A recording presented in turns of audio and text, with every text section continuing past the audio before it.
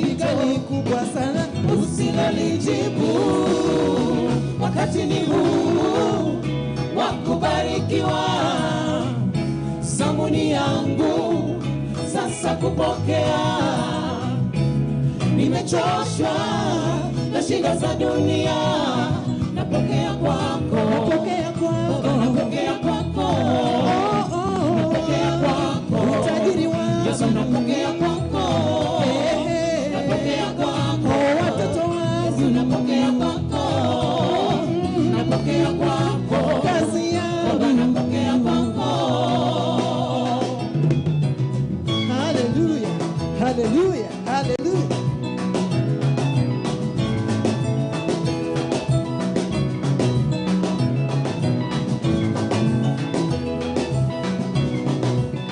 Chezea Yesu, Yesu, Yesu, Yesu, Yesu, Yesu, Yesu.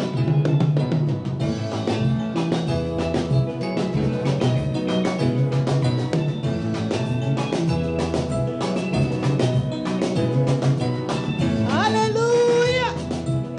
Vigelegele kwa Bwana Yesu. Wakati ni huu wa kubarikiwa, zamuni yangu sasa kupokea. Nimechoshwa na shida za dunia, napokea kwako, napokea kwako, napokea kwako, napokea kwako, utajiri wangu Baba, napokea kwako, napokea kwako, watoto wangu Yesu, napokea kwako, napokea kwako, kazi yangu Baba, napokea kwako. Hallelujah. Thank you Jesus. Asanti dada Janet, tafadhali tunamshukuru sana kwa wimbo huo ambao kidogo umetutupa hadi mbinguni. Halo. Na tumepata ripoti kuwa wengine mnapopiga picha mnatoa barakoa. Tafadhali, kwa maslahi ya maisha yako, tuna maslahi ya mwenzako ambaye umeketi karibu naye, funika pua lako na mdomo wako. Kwa Kikisii Nyambane tunasemaje? Ingikuate ban translate. Okay, rumontako beke egente kigekuru barakoa. Okay. Abana ba minto. Abagusimba le gaiga. Hakuna Wakisii hawako. This is a national day. Ninge translate lakini hakuna Wakisii. Kwa hivyo toko banyolinga beke mask gaki ase ekero motaye toko kwa no monto, make sure that mask yao no ere mioro yao ekunegete.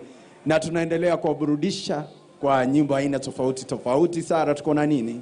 Tuko na dada Feni Kerubo akiwa na wimbo Konkara. Tafadhali dada Fen, uwanjani wako.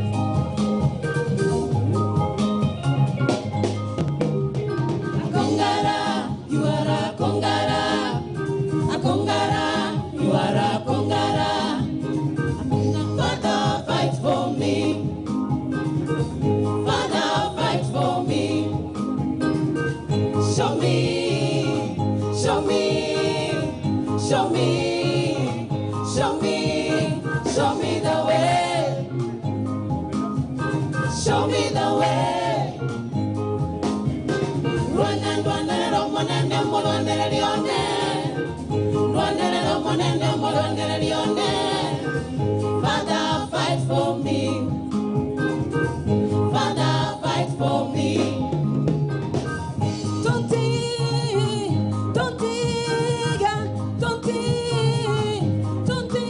Jemedali wa vita, command. Jemedali wa vita, command. Aja kolige ya sete na kogato. Ya sete na kogato.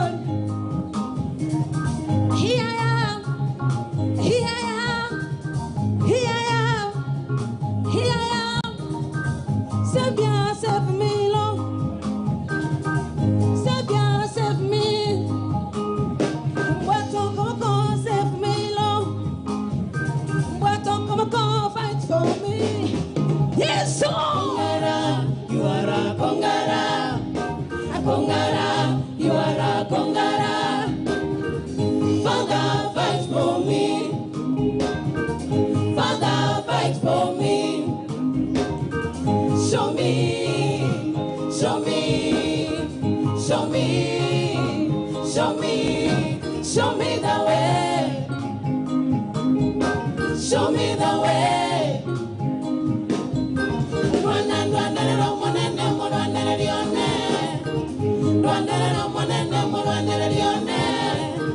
Father, fight for me. Father, fight for me.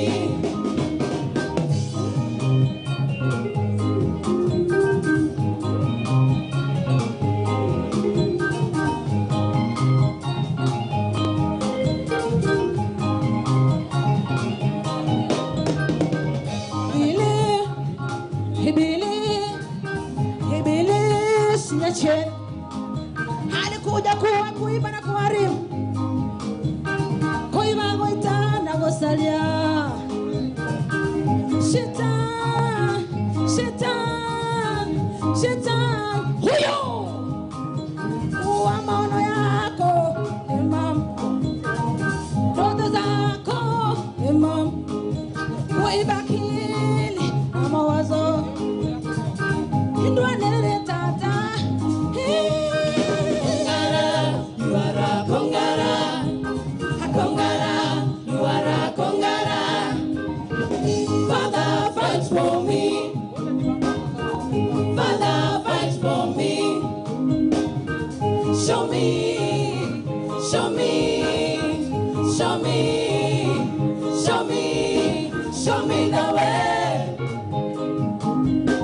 Show me the way.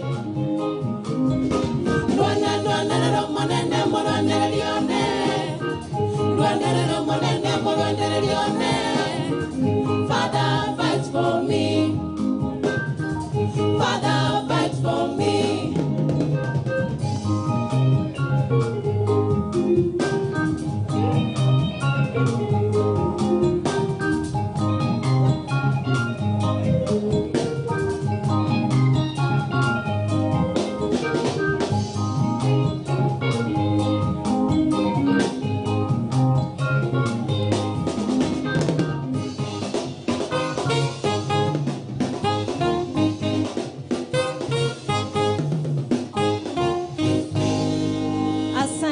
Tumpe makofi tafadhali. Asanti, na sasa tumkaribishe dada Erupe Madonna kutoka kule Turukana. Karibu dada.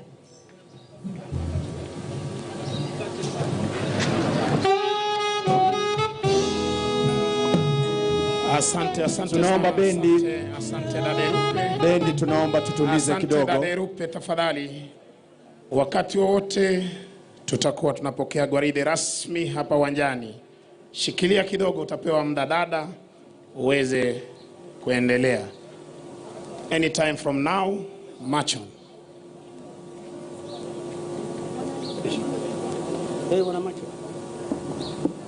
Basi ningependa kushukuru wenzangu Sara Mauti mkiwa na mwenzangu hapa Nyambane kwa kuweza kutuelekeza vizuri sana na burudani, na vikundi vyote ambavyo bado hamjaweza kutuletea burudani ukumbuke kwamba mtapata nafasi baadaye.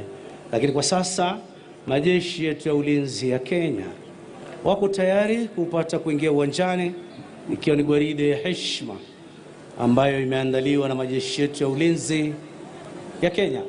Ningependa kutambua basi uwepo wake pamoja nasi mkuu wa majeshi yetu ya ulinzi ya Kenya Generali Robert Kibochi. Machon tafadhali, parade RSM Machon, wakiandamana na mkuu wa jeshi letu la nchi kavu Lieutenant Generali Walter Raria Koipaton na mkuu wa jeshi letu la wanahewa Major Generali Francis Ogola na mkuu wa jeshi letu la wanamaji Major Generali Jimson Mutae. Yuko pamoja nasi pia msaidizi wa mkuu wa majeshi yetu ya ulinzi ya Kenya Major Generali Fatma Ahmed. Tusimame sote tafadhali uwanjani kwa heshima ya bendera kikosi. Tunaomba sote tusimame tafadhali kwa heshima ya bendera ya kikosi.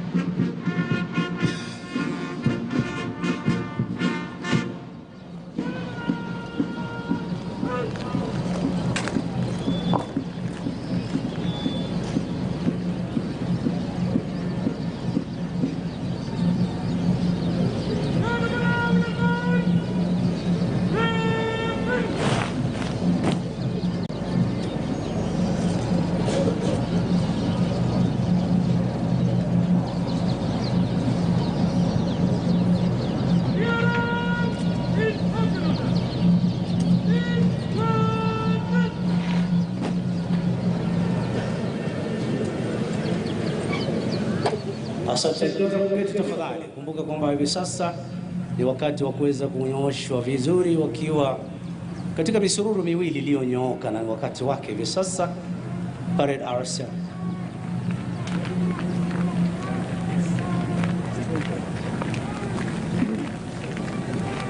Kwa lugha ambayo wanajeshi tu ndo wanaielewa.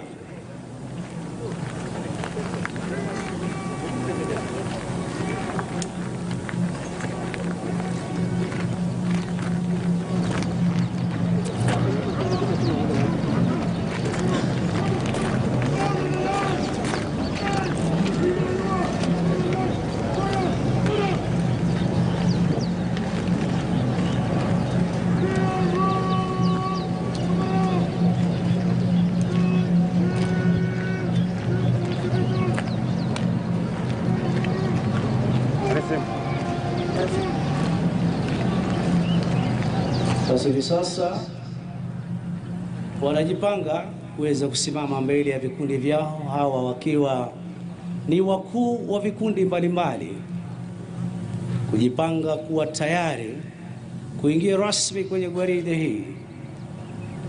Kikundi mkuu wa kikundi cha kwanza, cha pili, cha tatu na cha nne, kama vile unavyoshuhudia pale.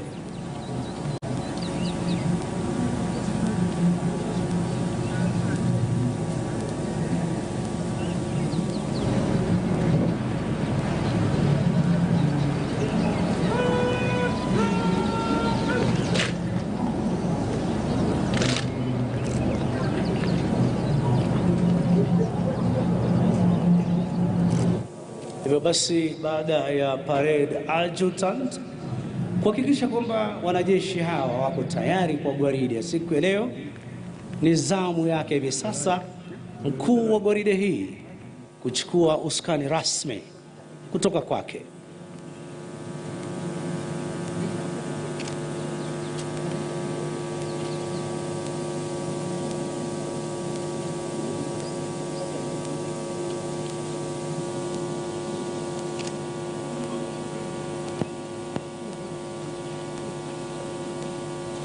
Basi naye baada ya kumkabidhi wadhifa huo,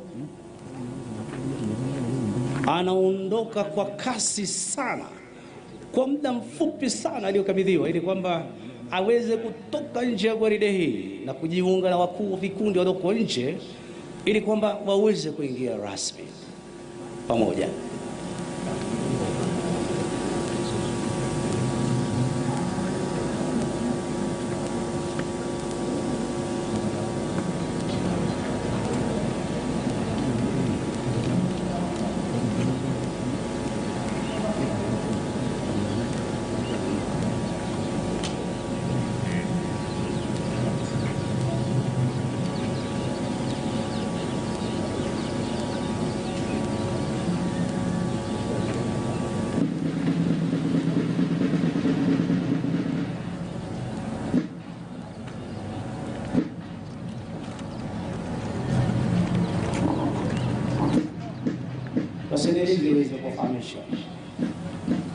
Wanaingia hivi sasa wakuu wa vikundi mbalimbali pamoja na parade adjutant kuchukua nafasi zao rasmi mbele hivi sasa kwa vikundi vyao.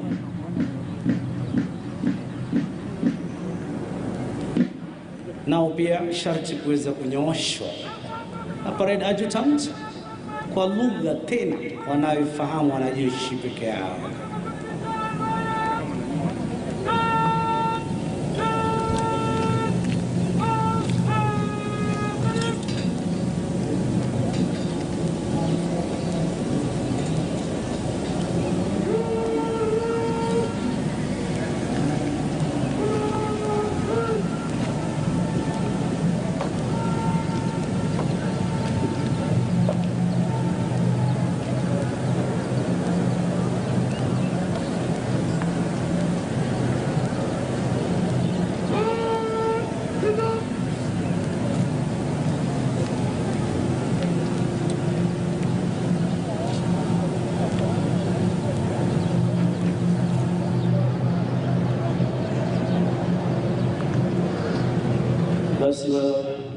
mgeni wetu mashuhuri, Gavana kaunti ya Kisii, wabunge wa gatuzi hili, mabibi na mabwana, karibuni katika sherehe ya siku ya Mashujaa leo tarehe 20 ya mwezi wa 10 mwaka 2020. Basi kama vile unavyoshuhudia wima uwanjani, ni gwaride ambayo imeandaliwa na majeshi yetu ya ulinzi ya Kenya. Mavazi samawati jeshi letu la wanahewa, mavazi mekundu jeshi letu la nchi kavu, mavazi meupe jeshi letu la wanamaji. Mkuu wa gwaride hii siku ya leo akiwa ni Luteni Kanali Evans Oduma, anaibeba bendera iliyo fahari ya Moi Air Base ni Luteni Sharo Kimutai Ngeiwo. Parade adjutant akiwa ni Captain Peter Etienne. RSM akiwa ni Warrant Officer 1 Hastings Ngala. Mziki ukiendelea kupromoshwa na bendi zetu za majeshi ya ulinzi ya Kenya chini yake Luteni Kanali Martin Makadia na Mboka. Bendi ndogo ya kumlaki Mheshimiwa Rais ikiwa chini yake Captain Peter Kimeo akisaidiana na Captain Joseph Muturi.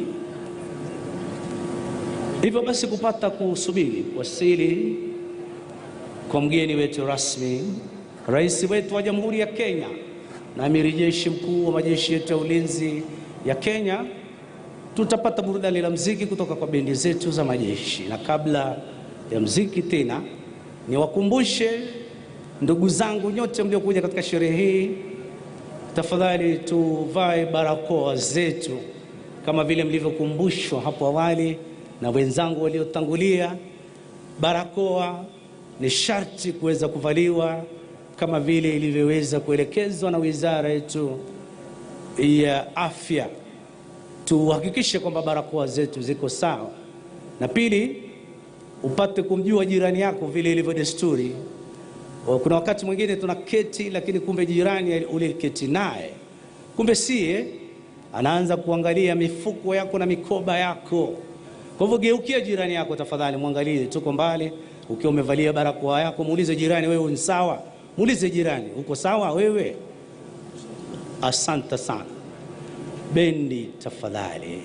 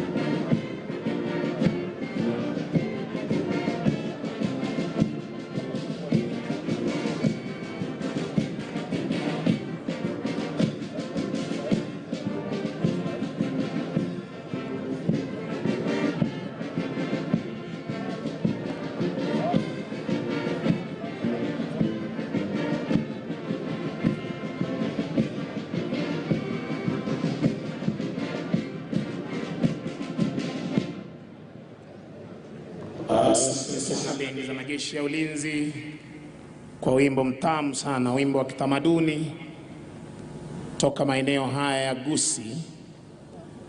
Wananchi, tungependa kukumbusha mkazidi kuvalia barakoa zenu kila wakati, mkaweze kuvalia barakoa zenu.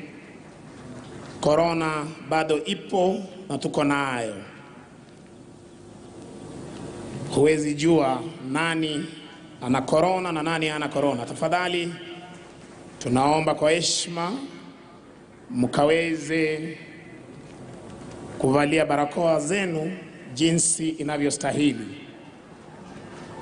Narudia kwa mara nyingine, mkaweze kuvalia barakoa zenu jinsi inavyostahili.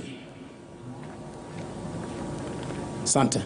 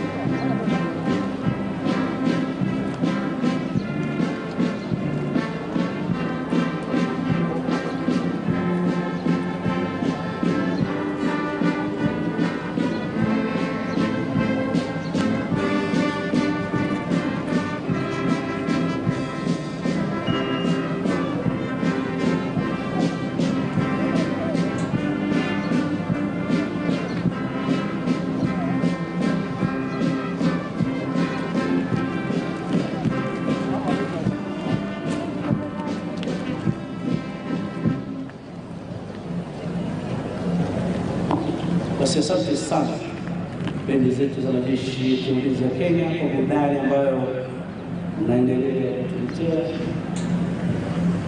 Ningependa kutambua pia kuwasili kwake rais wetu wa mahakama ya juu Bwana Maraga, ambaye ameshafika kuwa nasi katika sherehe hii ya siku ya leo, na hali kadhalika waziri wetu wa usalama na mashauri ya ndani Bwana Fred Matiang'i wamepata kuwasili kuwa pamoja nasi, miongoni mwa waziri wengine ambao wamefika katika sherehe hii. Tumezidi kuendelea kuwakumbusha ndugu zangu sote tulio katika sherehe hii, wachache tu ambao tumekubalika kuweza kuwepo katika uwanja huu. Tukumbuke masuala ya barakoa. Barakoa ivaliwe jinsi inavyostahili. Funika pua, ifunike pia mdomo wako, kwani jinsi tulivyoketi basi ni rahisi sana kupata kuambukizana gonjwa hili la corona, na kama vile mnavyofahamu nyote gonjwa hili halijapata dawa. Kwa hiyo kila wakati tupate kuzingatia masharti na mashauri ya wizara yetu ya afya.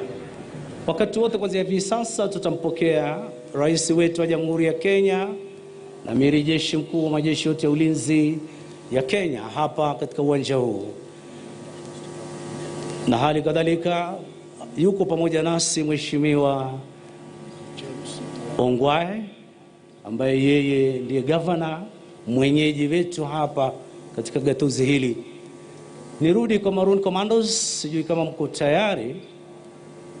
Naona bado mnajipanga, na mnapojipanga sijui kama bendi naweza kutupatia kafupi wanapotayarisha vyombo vyao. Mkurugenzi mkuu Luteni Kanali Makadi, tafadhali. Bendi tafadhali, wimbo mfupi tu.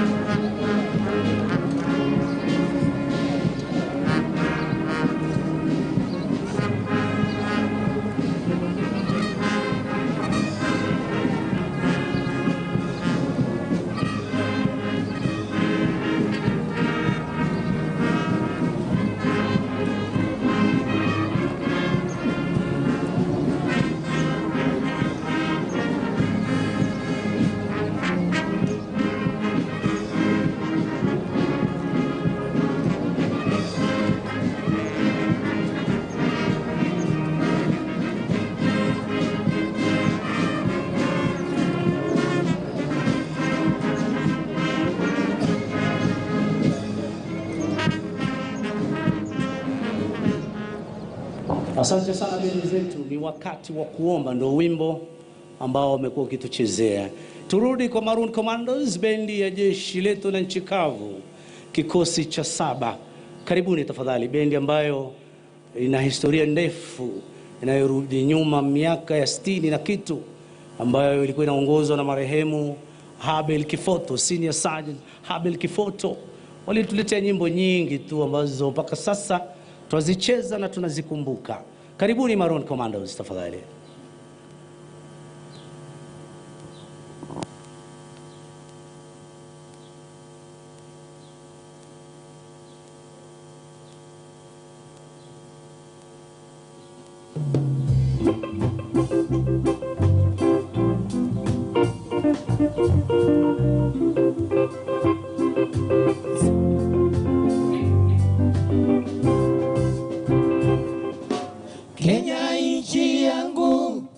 Kenya naipenda sana, Afrika mzima, duniani kote Kenya ni mama yangu. Kenya nchi yangu, Kenya naipenda sana, Afrika mzima, duniani kote Kenya ni mama yangu. Naipenda Kenya ni nchi yangu, naomba wananchi tushirikiane tuijenge nchi yetu, tushirikiane tuijenge nchi yetu,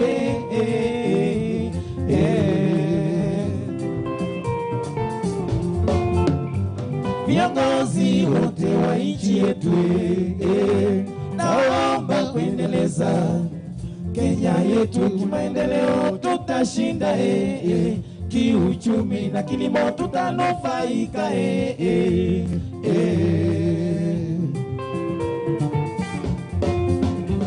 Naipenda Kenya ni nchi yangu, naomba wananchi tushirikiane tuijenge nchi yetu, tushirikiane tuijenge miji yetu,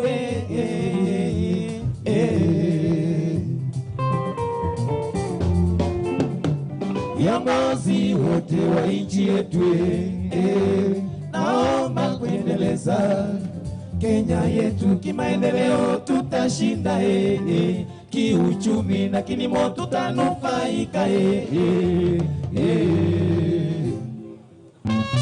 Maruni wanapoendelea, Bwana Biuta Nyakundi, tafadhali zunguka nyuma ya bendi ya Maroon ufike mahali tunapotangazia. Bwana Biuta Nyakundi, tafadhali zunguka nyuma mahali popote ulipo. Zunguka nyuma ya Maroon, tafadhali ufike mahali tunapotangazia. Tunaendelea Maroon, tunaendelea.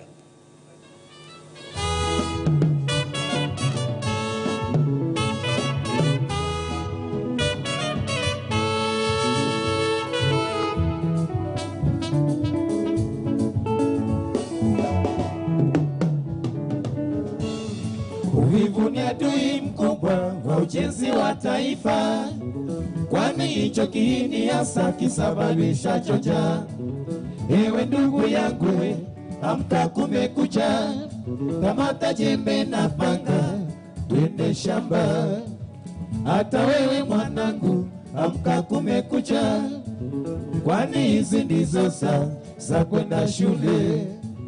Hata wewe karani, amka kumekucha, kwani hizi ndizo saa za kwenda kazi.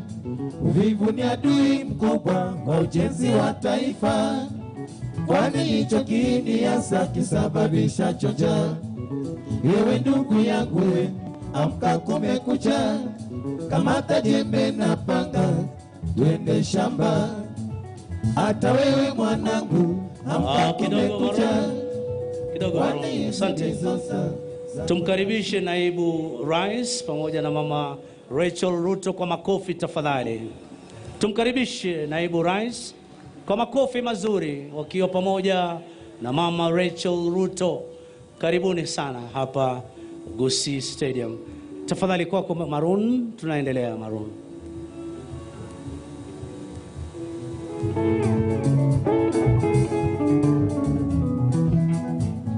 Uvivu ni adui mkubwa wa ujenzi wa taifa, kwani hicho kiini hasa kisababisha njaa. Ewe ndugu yangu, amka kumekucha, kamata jembe na panga, twende shamba. Hata wewe mwanangu, amka kumekucha, kwani hizi ndizo saa za kwenda shule. Hata wewe karani, amka kumekucha, kwani hizi ndizo saa za kwenda kazi. Uvivu ni adui wa ujenzi wa taifa, jiepushe na uvivu, tujenge taifa. Ndugu yangu, kumekucha, amka wende shamba. Jiepushe na uvivu, tujenge taifa. Wanangu, kumekucha, amka wende shule. Elimu ndiyo msingi wa maendeleo. Karani, kumekucha, amka wende kazi. Jiepushe na uvivu, tujenge taifa. Uvivu ndiyo adui wa ujenzi wa taifa, jiepushe na uvivu, tujenge taifa. Ndugu yangu, kumekucha, amka wende shamba. Jiepushe na uvivu, tujenge taifa. Mwanangu, kumekucha, amka wende shule. Elimu ndiyo msingi wa maendeleo. Karani, kumekucha, amka wende kazi.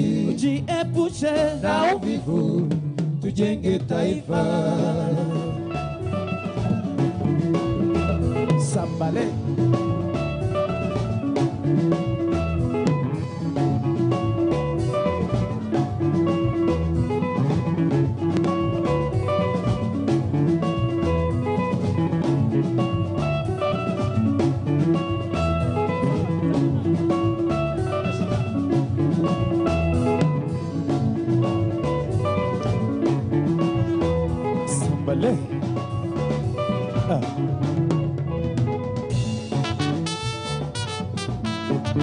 Wacha uvivu we. Chapa kazi, chapa kazi.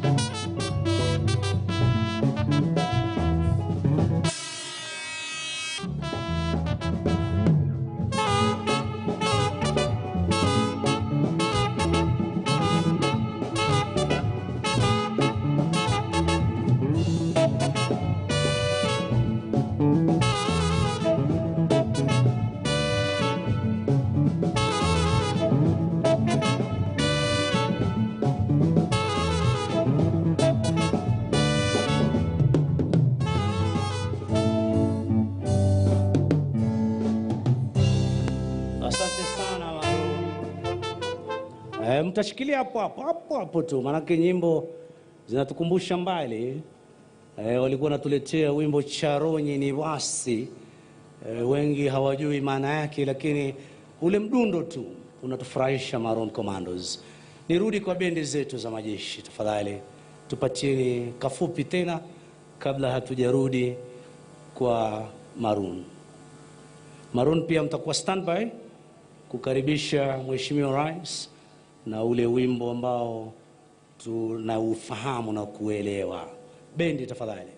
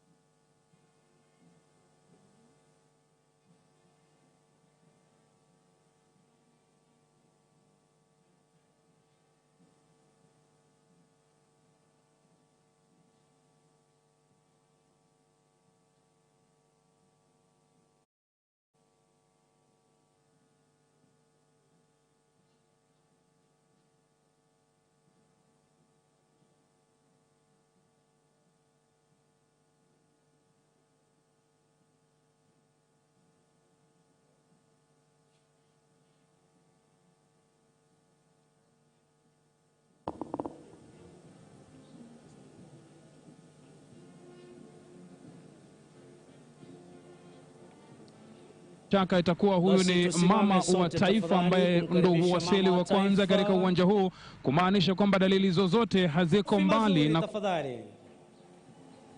Karibu mama wetu wa taifa katika Gusii Stadium kwa ajili ya sherehe hizi. Siku ya Mashujaa. Karibu sana mama wetu wa taifa.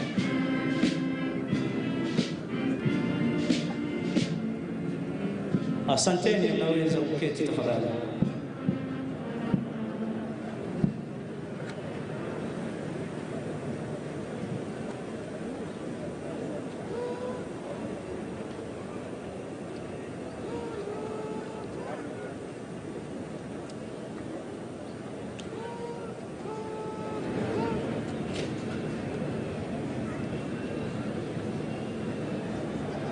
msaidizi wa elimu mnamo mwaka 1963 kabla kukwaruza.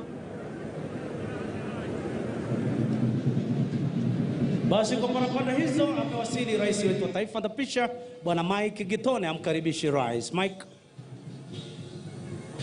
Wananchi watukufu, tuwe tayari wakati wowote kuanzia sasa ili tuweze kumkaribisha Mheshimiwa Uhuru Kenyatta, shujaa wetu katika sherehe hii makala ya 57. Niombe tusimame sote kwa heshima, na atakapokuwa akipita karibu nawe unampungia mkono wa shujaa. Mabibi na mabwana, kwa sasa Makofi ya shujaa wetu Mheshimiwa Uhuru Kenyatta. Maroon Commandos, twende pamoja. Karibu Mheshimiwa Rais. Makofi. Karibu utuongoze kwa sherehe ya leo. Kenya taifa letu, Kenya nchi yetu, Kenya taifa letu, Kenya nchi yetu. Kanyaga nchi yako kwa nguvu na raha, hilo ni hakikisho la rais wetu. Zamani tuliwekwa ati namba 4, sasa bauda tuko namba 1. Kenya taifa letu, Kenya nchi yetu, Kenya taifa letu, Kenya nchi yetu. Nguvu zetu za Kenya ni umoja wetu. Mzee alibashiri tunahakikisha, kitisho hata vipi tupo tayari. Haki hatukuomba kwani tupoteze. Kenya taifa letu, Kenya nchi yetu, Kenya taifa letu, Kenya nchi yetu. Kenya ni nchi nzuri kushinda zote, barani hata pwani kwa vutia kote, mashamba hata mbuga ni kunono kote, twaweza kutumia pahali popote. Kenya taifa letu, Kenya nchi yetu, Kenya taifa letu, Kenya nchi yetu. Wapo wapi mabeberu waone haya tulioyatimiza kwa miaka chache? Ni wao walisema hatuna akili, na huku watunyonya afadhali kupe. Kenya taifa letu, Kenya nchi yetu, Kenya taifa letu, Kenya nchi yetu. Kanyaga nchi yako kwa nguvu na raha, hilo ni hakikisho la rais wetu. Zamani tuliwekwa ati namba 4, sasa bautani tuko namba 1. Kenya taifa letu, Kenya nchi yetu, Kenya taifa letu, Kenya nchi yetu. Kenya taifa letu, Kenya nchi yetu, Kenya taifa letu, Kenya nchi yetu, Kenya taifa letu, Kenya nchi yetu, Kenya taifa letu, Kenya nchi yetu, Kenya taifa letu, Kenya nchi yetu, Kenya taifa letu, Kenya nchi yetu, Kenya taifa letu, Kenya nchi yetu. Basi tutabaki, asante sana mwenzangu Mike Gitone. Tutabaki tukiwa tumesimama hivyo tafadhali kwa ajili ya wimbo wa taifa na kwaya. Naomba mtusaidie kuimba wimbo wa taifa na wimbo wa Jumuiya ya Afrika Mashariki. Asante.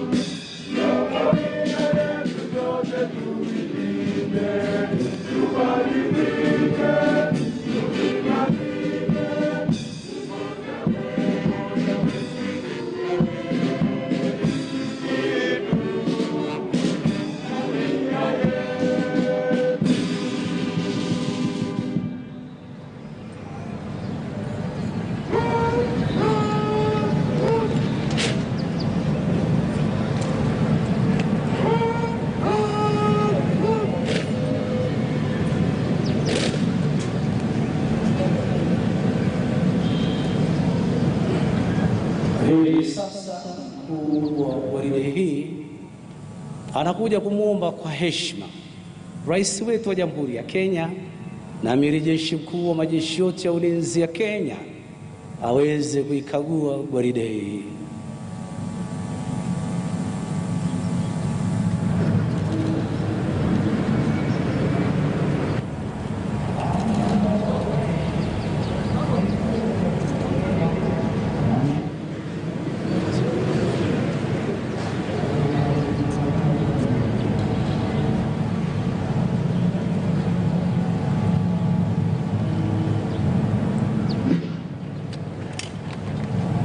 Asanteni kwa heshima, tunaweza kuketi tafadhali. Anasindikizwa na mkuu wa majeshi ya ulinzi ya Kenya, Jenerali Robert Kibochi.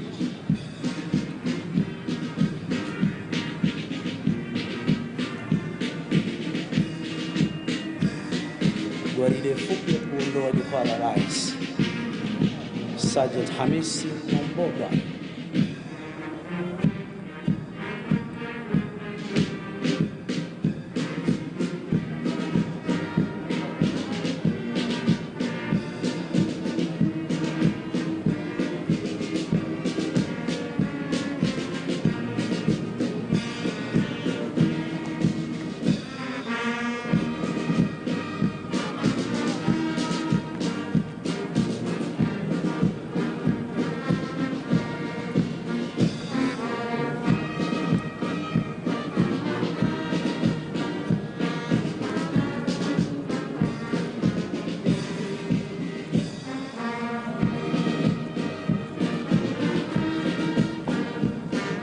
Bendera ya kikosi hupewa heshima ya hali ya juu kama vile unavyoshuhudia pale. Ndiposa mwananchi, kila wakati tunakuomba unapokutana na bendera hii ya kikosi ikipita, basi uweze kuipatia heshima inayostahili. Kama ulikuwa na keti ikipita, basi uweze kusimama, na kama ulikuwa barabarani labda uweze kuipisha bendera ya kikosi iweze kupita, kwani bendera hii huwa chini ya ulinzi mkali sana. Asanteni.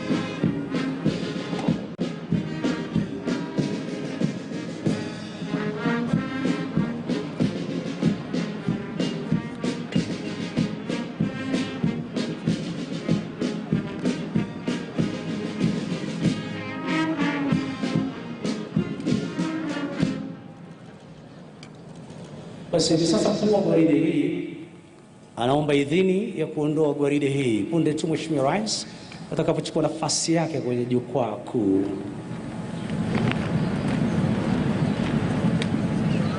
Ameshapewa idhini hiyo.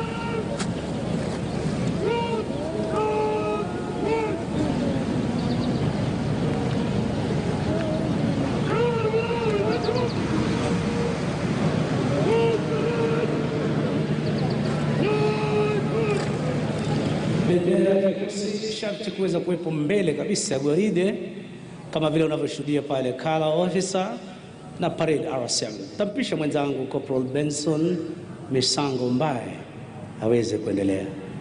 Kwako Misango.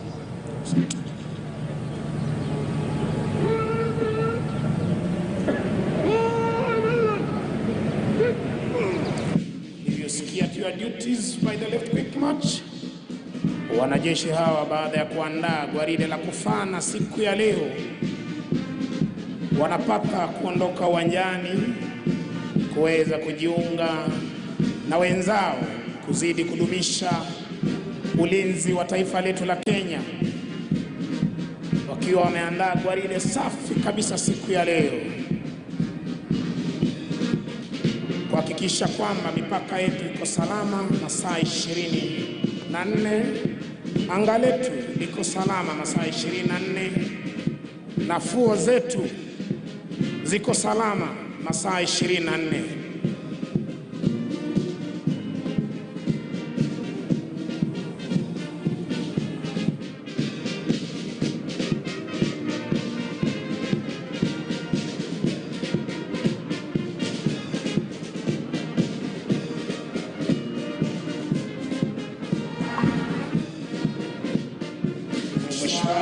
Mkuu wa gwaride hii Luteni Kanali Evans Oduma anayebeba bendera fahari ya kikosi cha Moi Airbase, Luteni Sharo Ngeiwa.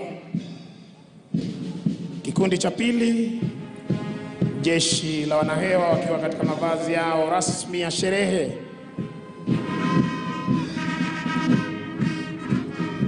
Mheshimiwa Rais, kikundi cha tatu, kikosi cha tatu, jeshi letu la nchi kavu wakiwa katika mavazi yao rasmi ya sherehe. Kikundi cha nne na cha mwisho, jeshi la wanamaji wakiwa katika mavazi yao rasmi ya sherehe. Mwisho kabisa, parade adjutant Captain Peter Etienne. Muziki umekuwa kuporomoshwa na bendi za majeshi ya ulinzi ya Kenya chini yake mkurugenzi mkuu Luteni Kanali Martin Namboka Makadia,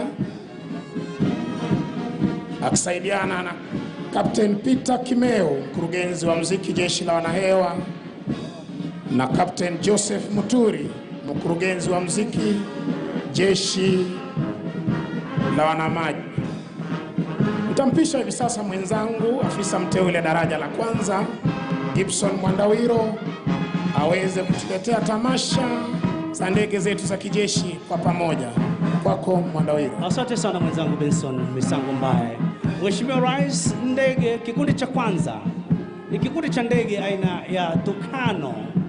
Ndege hizi kama ninavyosema siku zote hutumika kuweza kuwapa mafunzo marubani wetu katika jeshi letu la wanahewa kiwango cha juu, ikiwa hivi sasa zinaonyesha moshi rangi nyeupe, ishara ya kwamba mpaka hivi sasa anga letu liko salama masaa 24, kwani kama vile jeshi letu la wanahewa wanavyosema tuko imara angani, ya kwamba hakuna adui yawaye yote atakayeweza basi kuivamia basi nchi yetu kupitia anga letu. Kikundi cha pili, ndege zetu za kivita, ndege aina ya F5 zilizo na uwezo wa kuruka kwa kasi sana na kubeba makombora mbalimbali, hususan kupata kuendelea kuhakikisha kwamba anga letu liko salama.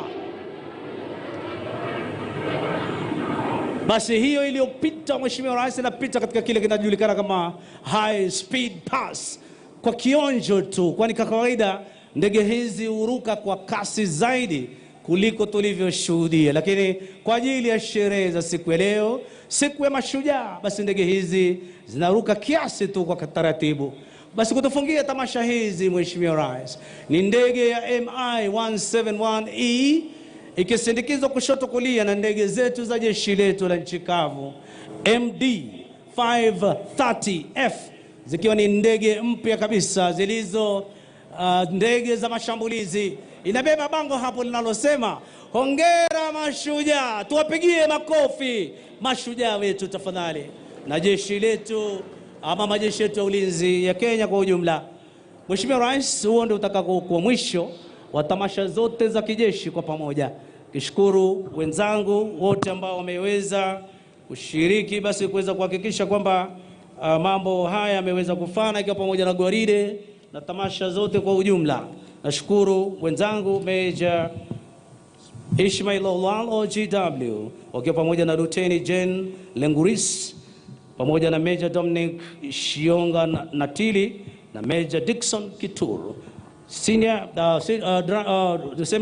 Defense Forces Sergeant Major Warrant Officer 1 Elijah Koranga pamoja na wenzake Service Sergeant Majors. Kutoka kwangu ni mrudishe usukani tena kwake mwenzangu Bwana Mike Gitone aweze kuendelea. Kwako Mike.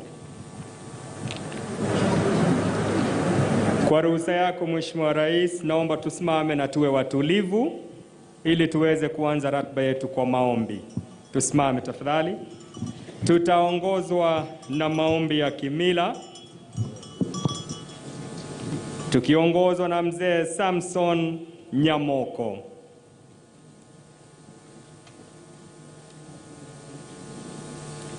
Yesa kao tebi mokangiti batebi angoro yewa nyerero ongoro wetu rwa Kenya era was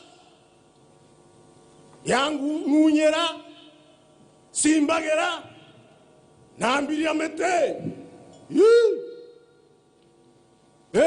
ngoro siro ongoro wetu rwa Nyagetinga twamonyolire nkongonta omongwasi n'omonyamwando Uhuru Kenyatta mwabo gimabotambe una mahanga na samita kago tatabonyansi onya kogororoka harande okemurwa tibweba na basegi baye na bali borogongorwa Nyagetinga kibago toligeri nyonyo na mamu nyore tweti maino owa igorere ngoro tore neri binaga yoko banyora banyangongo baito to iranse itobokabara mbomuma mbwagerete ngatandura ngo bande machara dieta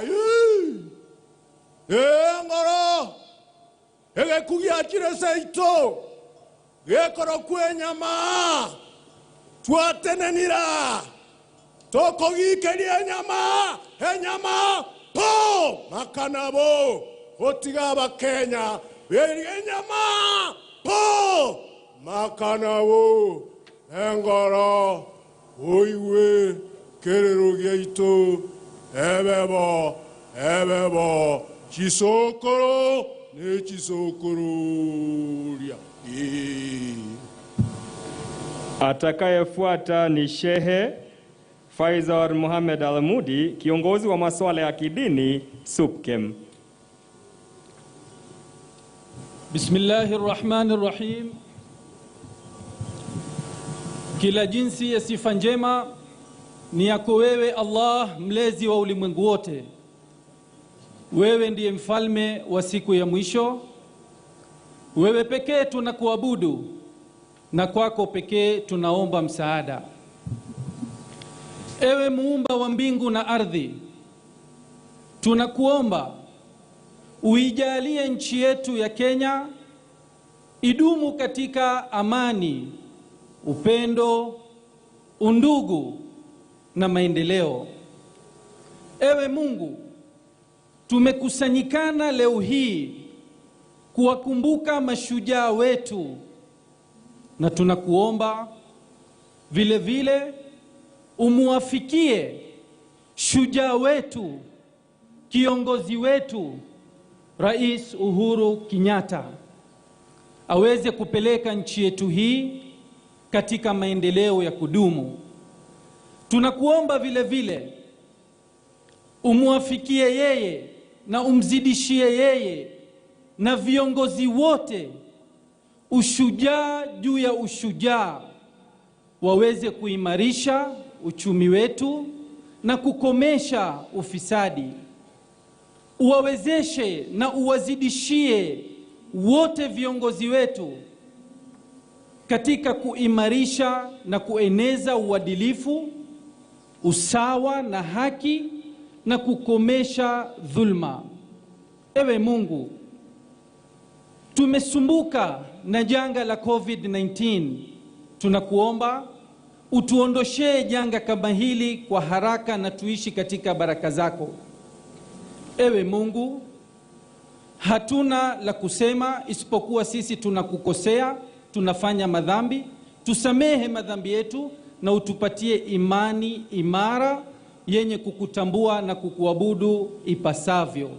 Mwisho namtakia rehma na baraka mtume wetu Muhammad pamoja na nabii yetu Isa Masih na baba yetu Ibrahim na baba yetu Adam. Asanteni, amin.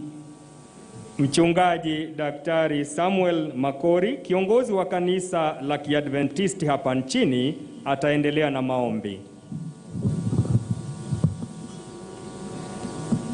Our gracious Heavenly Father, the Creator of heaven and earth, we stand before you at this stadium to testify of one thing, that great is your faithfulness.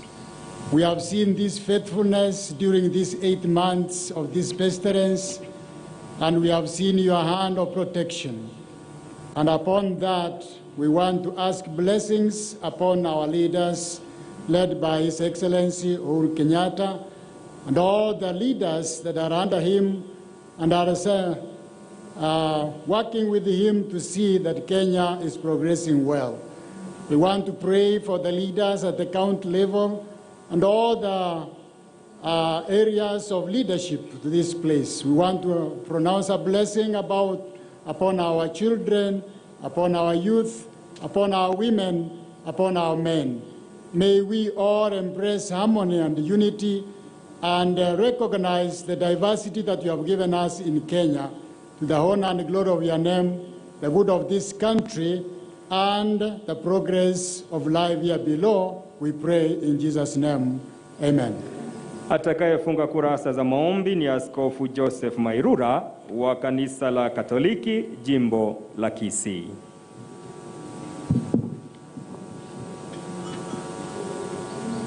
In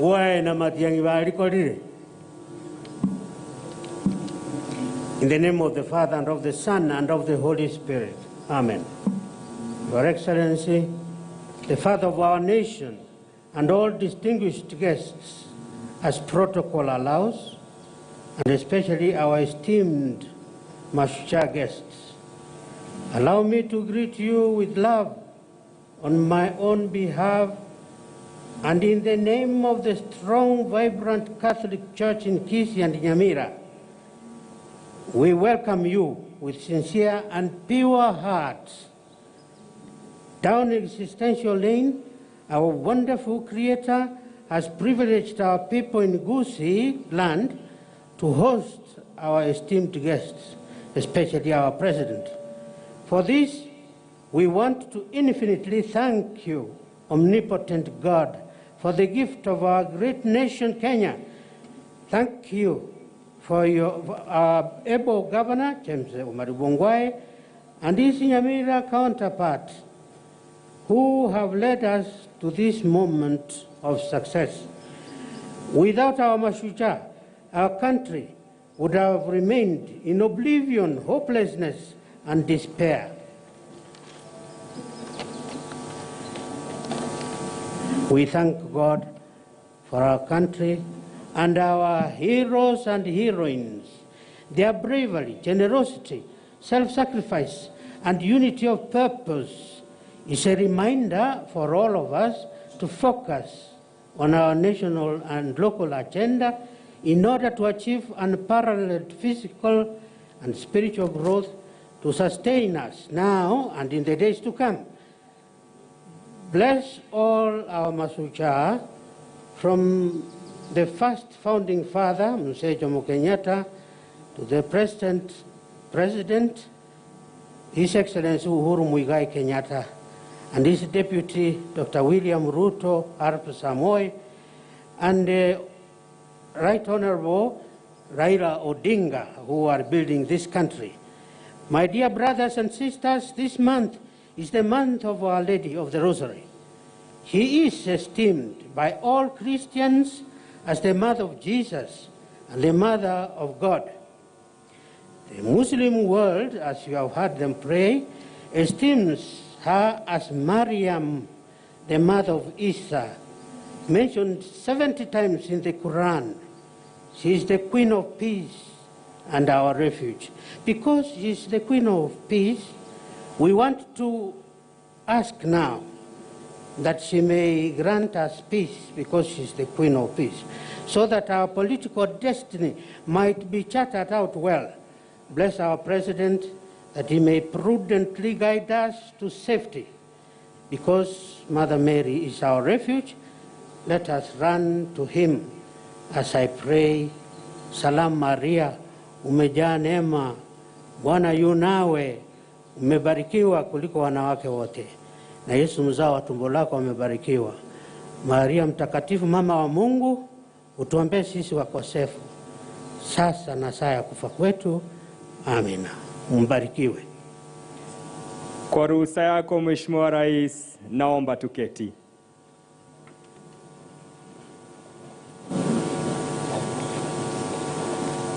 Mheshimiwa Uhuru Kenyatta, Rais wa Jamhuri ya Kenya na Amiri Jeshi Mkuu wa Majeshi ya Ulinzi, Mheshimiwa Mama wa Taifa, Mheshimiwa Bi Margaret Kenyatta, Naibu wa Rais Mheshimiwa Daktari William Ruto na Mheshimiwa Bi Rachel Ruto, Spika wa Bunge la Kitaifa na Bunge la Seneti, Jaji Mkuu na Rais wa Mahakama ya Juu, mabalozi na wakuu wa kidiplomasia, mashujaa wetu tunao waenzi waume kwa wake, wananchi wa Jamhuri tuipendayo, mabibi na mabwana. Mheshimiwa Rais, mada ya sherehe zetu siku hii ya leo, nchi yangu, jukumu langu, mimi ni shujaa. My country, my responsibility, I am a hero. Mheshimiwa Rais, upande wako wa kulia, tunao mashujaa kutoka nchi nzima hapa kwetu, na nitaomba wasimame na sote tuwapungie mkono tunapowakaribisha siku hii ya leo kwa makofi. Mashujaa wetu tusimame tafadhali upande wa kulia wa Mheshimiwa Rais. Asante sana. Naomba sasa kwa heshima Mheshimiwa Rais, niwaalike ndugu zangu shujaa Uncle Fred, the blackest man in Africa, na dada shujaa Lulu Hassan, watuongoze kwenye kipindi kifupi cha burudani. Karibuni.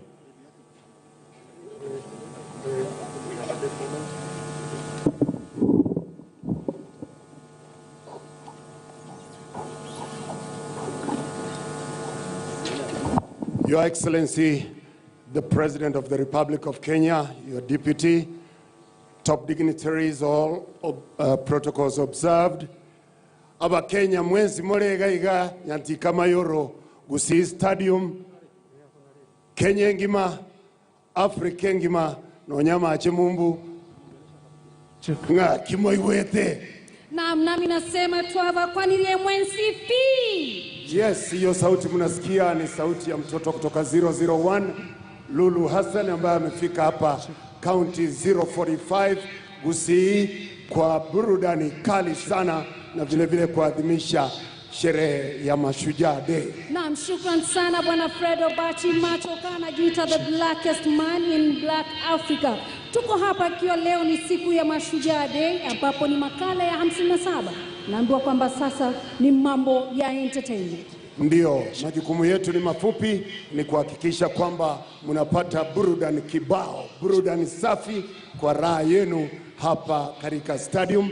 Tunaona kwamba hawa vijana ambao wanatutumbuiza wanakuja hapa, karibu sana. Naam. Kwa heshima yako Rais Uhuru Kenyatta na wageni wote waalikwa, naomba sote tutupie macho kwenye runinga kwa hivi sasa, kwani kuna makala maalum, makala mafupi kabisa ambapo tunaangazia mashujaa wetu siku hii ya leo.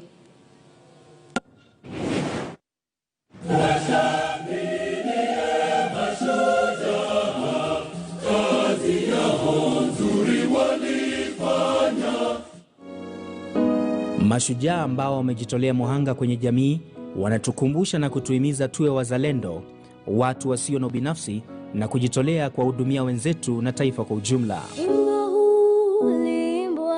Ndiyo maana maudhui ya siku ya mashujaa mwaka huu, nchi yangu, jukumu langu, mimi ni shujaa, inatuhimiza kujitolea, kuungana na kustawisha taifa letu.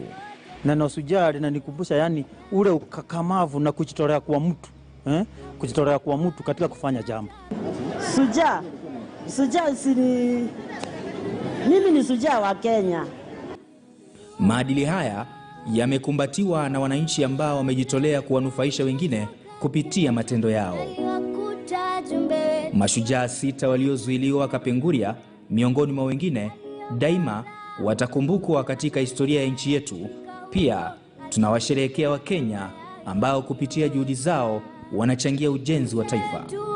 Katika kizazi hiki, mashujaa wetu pia wana umuhimu mkubwa. Kuenziwa kwao hakuhusu ufanisi wao tu, bali pia azma, kujitolea kwao na upendo kwa taifa. Sala Fara Sala ana maadili haya. Aliwalinda Wakenya wenzake kwenye shambulizi la basi lililotekelezwa na magaidi wa kundi la Al-Shabaab na baadaye kuaga dunia kutokana na majeraha aliyopata. Alikataa kutengwa na Wakenya wengine kwa misingi ya kidini. Aidha, hatutasahau chifu wa Katangi, kaunti ya Machakos, Daniel Matheka, aliyejitolea kuingia kwenye mto Athi licha hatari iliyokuwepo kama vile mamba na viboko ili kusaidia juhudi za kuokoa wanafunzi waliokuwa wamezama kwenye mto huo. Mwana mazingira mashuhuri Wangari Maathai ataendelea kukumbukwa kwa kuwa kielelezo katika harakati za utunzaji mazingira, juhudi ambazo zilitambuliwa humu nchini na kimataifa. Huu ndio upeo wa shujaa halisi wa Kenya. Tunawasherehekea maafisa wetu wa usalama ambao wanajitolea muhanga kuhakikisha tunafurahia amani na uthabiti. Hapa nchini, maafisa wetu wa polisi na vikosi vingine vya usalama wanawajibika kwa kuhakikisha utekelezaji wa sheria na kuwepo kwa utulivu. Kenya tumejenga kwa muda mrefu. Kwa nini tunataka kujaribu one day? We celebrate our heroes. Tunawapongeza wanamichezo wetu, uhodari wao umefanya bendera ya Kenya kupepea zaidi. Aidha, tunawashukuru wanaoleta mabadiliko kwenye jamii. Kutokana na miradi kama vile Linda Mama na Beyond Zero, afya ya uzazi imeimarika kwa kiwango kikubwa. Bila shaka, wewe ni shujaa unapotekeleza jukumu lako kwa taifa. Shujaa Kenya, wajulikana ulimwengu kote.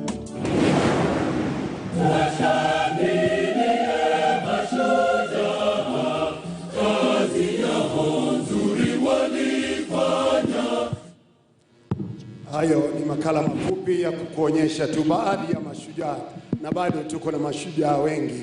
Yule mama ambaye kazi yake ni kuchunga watoto kule nyumbani, pia kivyake ni shujaa.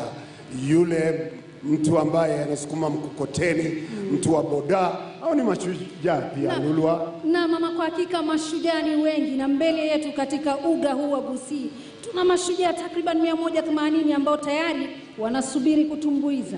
Vile vile tutakuwa na wale wengine ambao watatumbuiza kwa nyimbo za kitamaduni kutoka kaunti jirani hapa ya Migori katika design ya Kikuria. Alafu kutakuwa na vijana ambao watalete ngoma kali sana, na pia tuko na watumbuizaji kutoka hapa kaunti ya Kisii na Nyamira, lakini vijana wananiambia wako ready kabisa na ngoma kali. Na Mheshimiwa Rais, acha nikwambie tu, kama unasikia mwili ukisimuka, kama unasikia unaifeel ngoma yoyote, vile vijana wanasema ukisikia ikibamba sana, wanasema wapi nduru, lakini tunasema Mheshimiwa Rais ikibamba sana. Oisoire nande abantu bamintano siasimure buyamoro kimaze jumwana reko bwati NDIZI TV nande rero ne tukurine nase abagusi tukurine nase Kenya asengencho Mashujaa Day nawe ko celebrate kurwase Gusii Stadium twarone abantu abane basoire kenganga Nairobi yana tukucha Gusii mbia mona sengi mwana to gwatia sharing yo go wara na tore go katura sto ko na a chance e karo president ya kwande kama ko nyara ko kwana na ino thinga opinion ya go no Gusii ko so ko watch ko wero geye opinion ya go se nkike kwaro rire ekegeni go what does it mean a karo to hostri ensengima ya Kenya lero chinguru chose no chirega ya Gusii na kade president ko chireko ra Gusii state lodge bona aga state house ya kare Gusii ga Central Bank no ere Gusii na ne chireko igorwa kingmam e bara e konge go chireko igorwa amacha tega tingo chireko igorwa so much good ya happening and to banye tenga bande bara tanga not much good has happened as ncho e biashara vya siku na vintu vile vya kwa kanto gorwa lakini opinion ya oneri awangu na kubeka ga wasi comment and go na tore chance ora hake live to kotegerere andonse sore na bangumbu ne baniga Kenya ne Nairobi ne Kisumu tunyara kubwatira na tuzi asobo amo shageli ngina toranyara ko gwatira na twensi na toranyara ko kora twensi mu Gusii onda orandonsi gosomo Kenya ndo bwensi orandonsi kinyara ko celebrate nuna Mashujaa bia bona singe nchumwa supporting NDIZI TV go ikekera ngomneke so we celebrate you as well. Happy Mashujaa Day.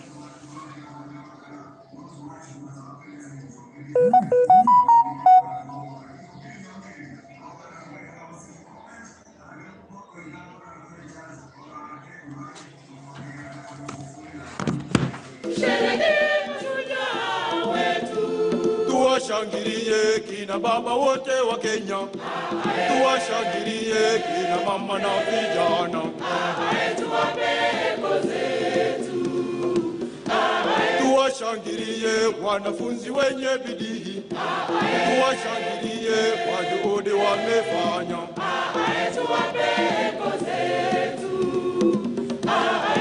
tuwapongeza walimu wote wa Kenya, tuwapongeza wahudumu wa afya,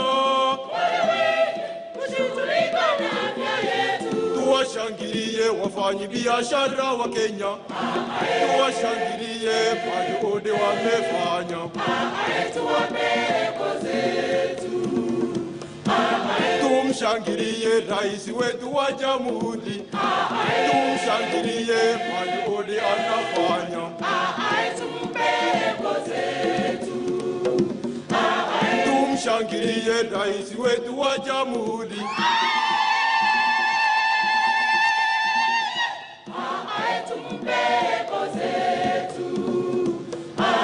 tumshangilie rais wetu wa jamhuri, tumshangilie kwa juhudi anafanya,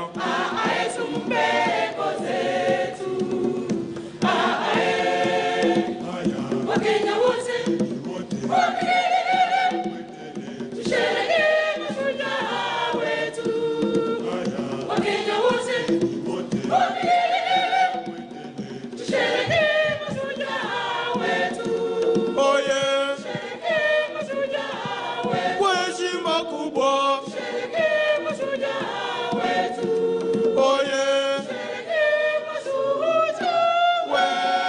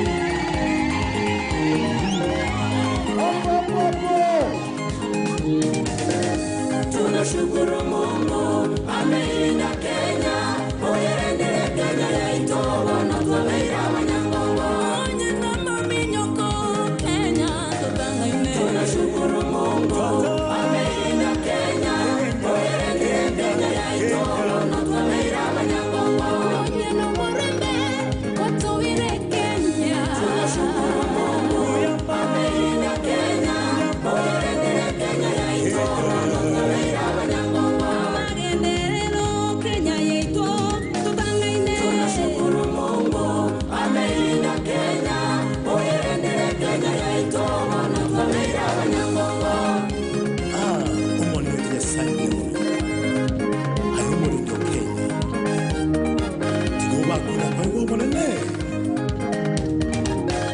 tuwakumbuke wote walioipigania Kenya, tuwakumbuke wote walioipigania Kenya, waliomwaga damu yao Kenya tupate ukombozi,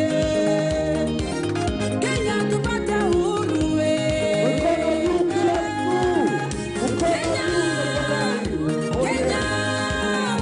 Kenya nchi yangu.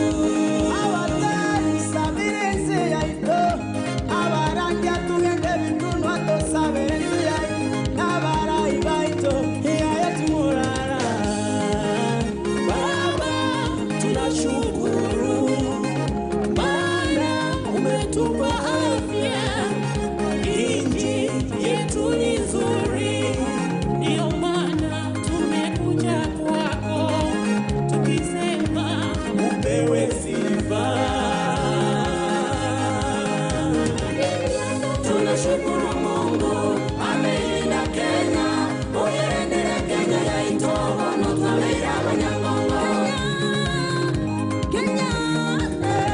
Tunashukuru Mungu ameilinda Kenya, oyerendele Kenya yaito wana tumeira wanyangongo nyame kibara kiro mwenyenyo onye nobore bi mweroreye chingiti choro sana basongo bachaberorera Kenya ite yaito Kenya nise omore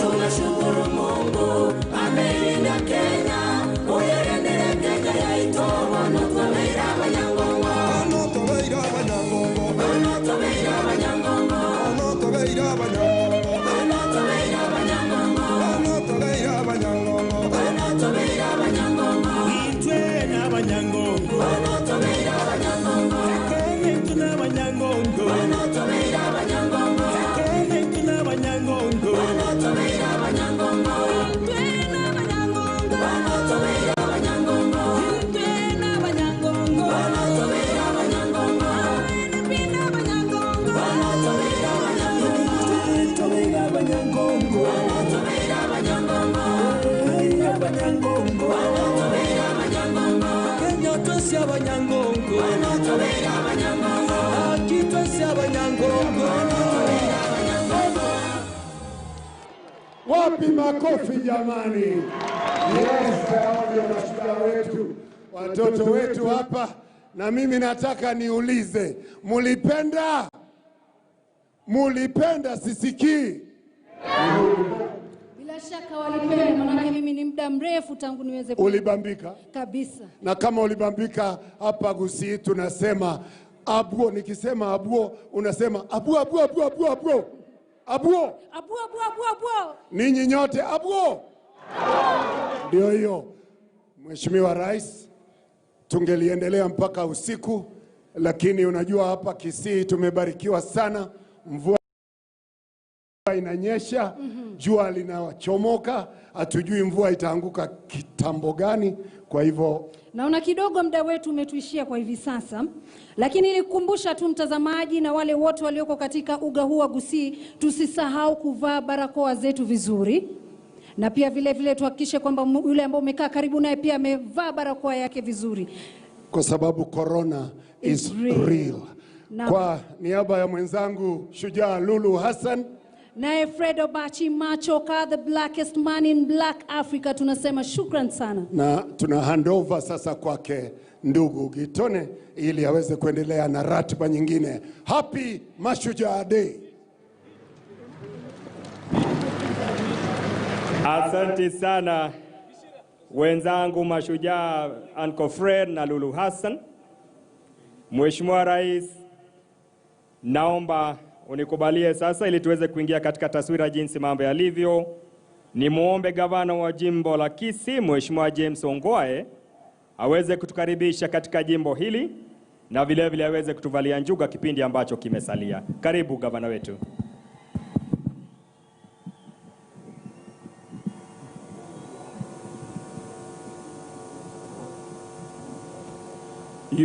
Your Excellency, the President of the Republic of Kenya, Honorable Uhuru Muigai Kenyatta, Your Excellency, the First Lady, Margaret Kenyatta, Your Excellency, the Deputy President, Honorable William Samoei Ruto, Excellency, the Excellency Rachel Ruto, Honorable Governors present, led by the Council of Governors Chairman, Wycliffe Ambessa Oparanya, Cabinet Secretaries present, Members of Parliament, Senate and County Assemblies present, members of the Diplomatic Corps that are present, distinguished guests, ladies and gentlemen, Your Excellency, I wish to take this opportunity on behalf of the Gusii Nation community to welcome you here to Kisii. The people that you see here are from Kisii and Nyamira, and of course all the other Kenyans who have come here. I also wish to extend a warm welcome to all our guests who have come to participate in this function. You have, sir, made this a memorable occasion for the people of Gusii in general, and we sincerely thank you. Your Excellency, we also thank you that you agreed that this event be hosted here in Kisii, and this has opened very many opportunities for us, Your Excellency. With us today, we have many local as well as international guests, and in view of the time, and I'm sure everybody can see that this is not normal. We live in very abnormal times. I will only introduce to you, sir, the leadership of the region, the Gusii region, and request that those I mentioned just stand and wave to HE, the President, and then sit down. I will start with the First Lady of Kisii County, Elizabeth Ongwae. Madam, thank you very much. The chairman of the Gusii Culture and Development Council, including all the elders from Gusii and Nyamira, led by Mzee Araka Matundura. Wherever you are, please stand. The members of the County Assembly, Nyamira and Kisii, wherever you are, please all of you stand. I will identify the leaders of minority Nyamira and Kisii, Honorable Dennis Kebaso, Nyamira County, and James Ondari, Kisii County. The leaders of majority Nyamira and Kisii, Honorable Karen Atuya, Nyamira County, Timothy Ogugu, Kisii County. The Honorable Speakers, Nyamira and Kisii, Moffat Tea, Nyamira County, and David Kombo, a former minister in President Moi's government, who is now the Speaker of Kisii County. The women representatives from Nyamira and Kisii, Honorable Jerusha Momanyi, Nyamira County, Honorable Janet Ongera, here we fondly call her Nginabantu, Mother of the People. Members of Parliament, some may not be here, Your Excellency, I'll just mention them so that you know our members of Parliament from Kisii. Honorable Shadrach Mose, Kitutu Masaba, Honorable Vincent Kemosi, West Mogrango, Honorable Joash Nyamoko, North Mogrango, and Honorable Ben Momanyi, the consummate politician from Nyamira and Borabu. In Kisii County, we have Honorable Ezekiel Machogu from Nyaribari Masaba, Honorable Richard Tongi from Nyaribari Chache, from where we are right now. This is Nyaribari Chache, Your Excellency. Honorable Innocent Obiri Bobasi, Honorable Oro Yoka Bonchari, Honorable Alpha Miruka Bomachoge Chache, Honorable Professor Zado Kogutu Bomachoge Borabu, Honorable Silvanus Osoro South Mogirango, Honorable Richard Onyonka, Kitutu Chache South, and Honorable Jimmy Angwenyi. I think that probably the second longest serving MP in the Republic of Kenya from Kitutu Chache North. Our Honorable Senators, Honorable Kongo Mogeni, Nyamira County, Honorable Professor Sam Ongeri, our Mzee of Politics, and who is here today, Honorable Ongeri, our governors present, led by our chair of the Council of Governors, and also the governor of Kakamega, Honorable Wycliffe Oparanya. Thank you very much. Honorable Cyprian Awiti, the governor of Homa Bay. Honorable Zachary Obado, the governor of Migori. Honorable Professor Anyang' Nyong'o, the governor of Kisumu. Your Excellency, those are the governors who are present. And of course, Nyagarama, I've left him for later. Honorable Nyagarama from Nyamira.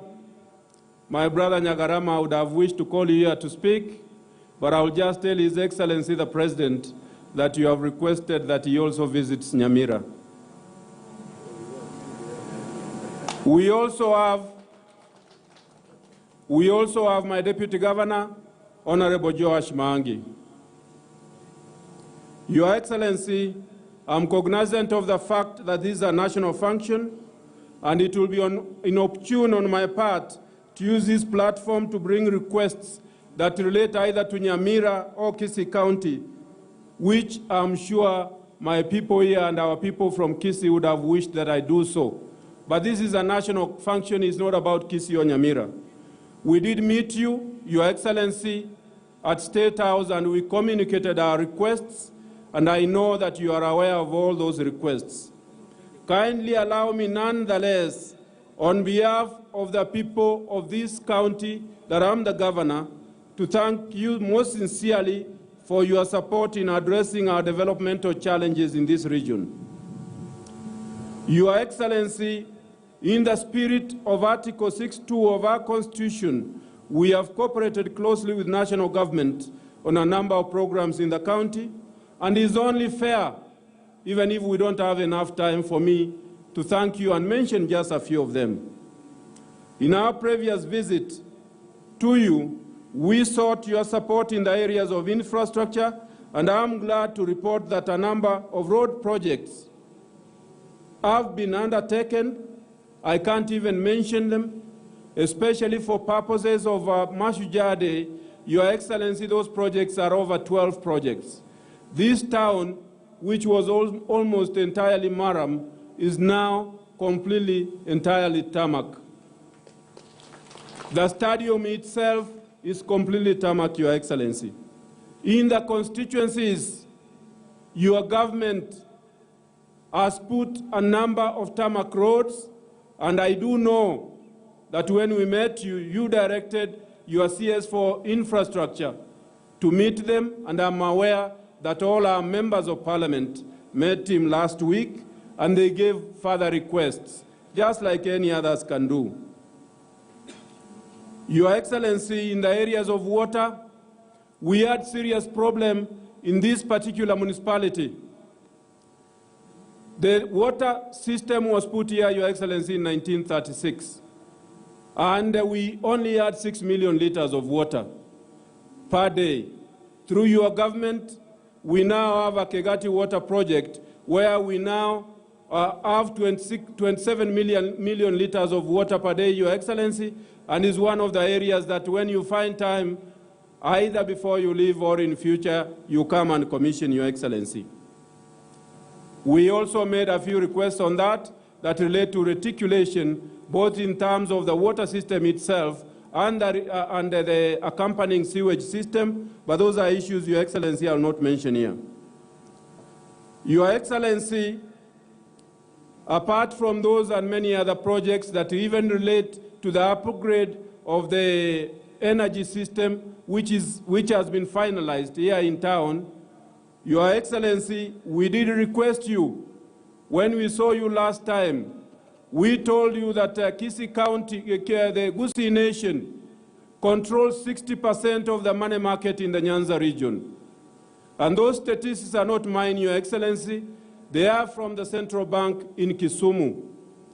We did indicate that our banking system finds it very difficult to go to Kisumu to collect resources, and you kindly agreed to create a central bank money collection center here, or a currency center here in Kisii. That is something that, Your Excellency, you probably know about, and I am sure that you are cognizant of it, and we thank you for that, Your Excellency. Your Excellency, that center, Kisii is going to be the fourth. This is going to be the fourth such center in Kenya, after Meru, Nakuru, and Nyeri, and we thank you.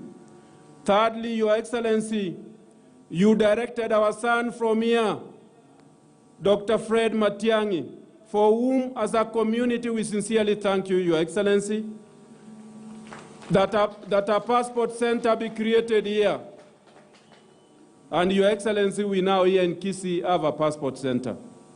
We don't go to Nairobi, we don't go to Kisumu. If you want a passport, you just go here, Your Excellency. We thank you. Finally, Your Excellency, even if I had many things to thank you for, let me thank you for this stadium. This stadium, Your Excellency, during your travels to Kisii, especially the political travels, you used to use it. You know how it looked like. Your Excellency, you directed your officers to support us in ensuring that we have a stadium that is to international standard. We thank you, Your Excellency. Your office was able to put those bleachers that they are sitting on, but those are bleachers, they are called bleachers and frangiines. But they also told me that you also must show goodwill as a county government. We did as a county government, Your Excellency, we did this pavilion where you are sitting, but we thank you sincerely, Your Excellency, for the support you have given us. Your Excellency, Kisii County has immense potential in agriculture and in other areas. There are many issues we have raised, whether it's the coffee debt that we want helped on and others which we gave you. I don't want to repeat them. But let me tell you only one thing, Your Excellency, on the soapstone. Kisii is the home of soapstone only in the world. There is nowhere else of this stone in this world called Earth. We ask Your Excellency that your government looks at this, because we are wasting it as a resource at the moment. We only use it for figurines. Your Excellency, we also thank you and the Right Honorable Raila Amolo Odinga for the handshake as it heralded a new dawn of inclusivity and tolerance in Kenyan political landscape. That gesture of putting national interest above personal interests demonstrated the true spirit. Allow me, sir, to call it Mashujaaism, which we are celebrating today. Your Excellency, in conclusion, allow me to request that if your schedule allows, kindly extend your stay for another 2 days. Don't go back to Nairobi, Your Excellency. And if you will not listen to our request, we will ask Mama Margaret to ask you. Your Excellency, with all humility, it's now my honor and privilege to request the Right Honorable Prime Minister to address this gathering. Thank you, Your Excellency.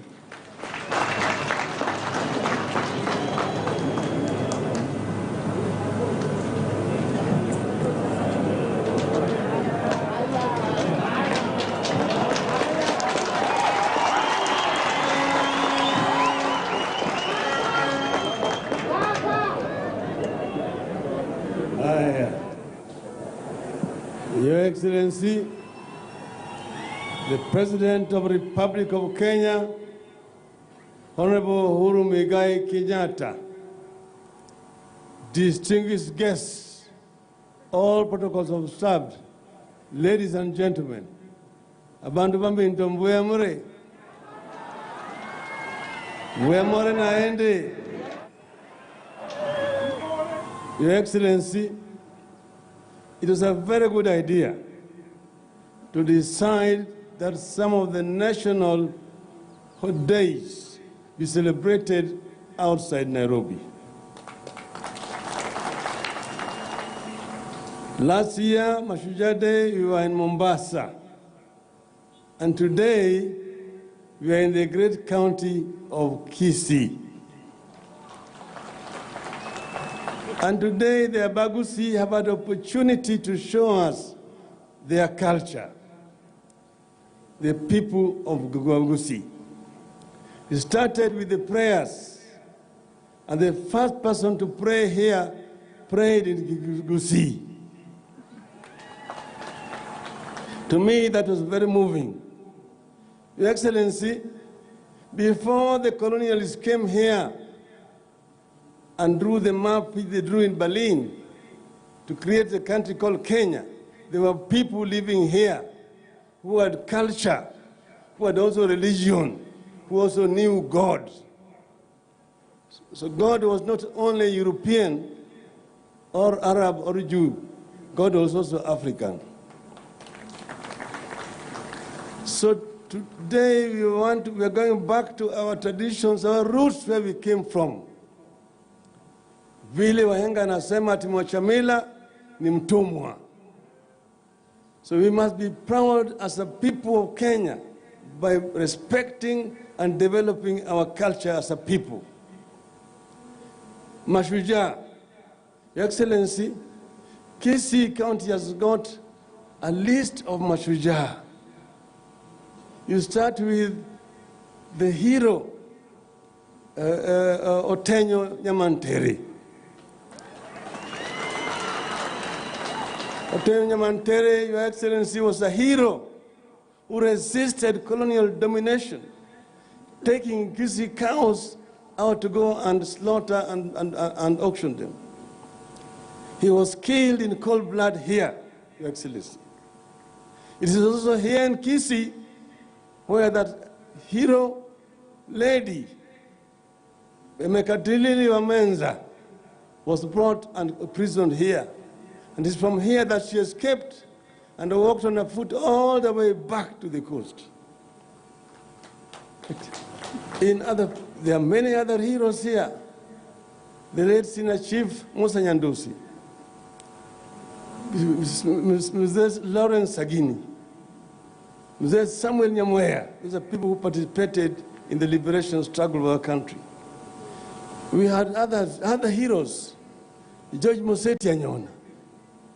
There's another one, it's called George Morara, was not been fully recognized. Your Excellency, I met the daughter of George Morara. She's called Sandy Morara. She's somewhere here in the crowd.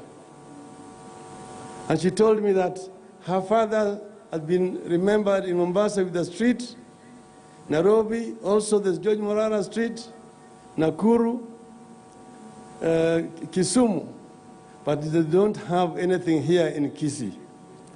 So I'm challenging the governor to name a street or something here in Kisii in honor of George Morara. Great athletes, Your Excellency.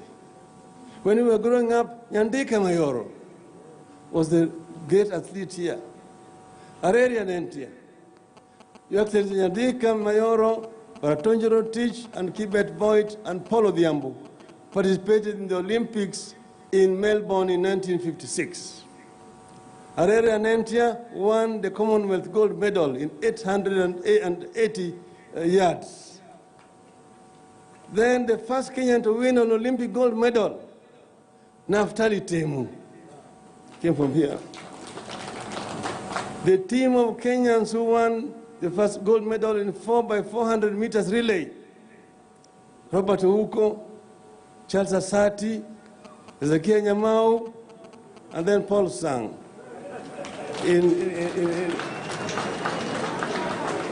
And that list is long and long. Daniel Mwanza. And then, we have the great lady, Helen Obiri. From here.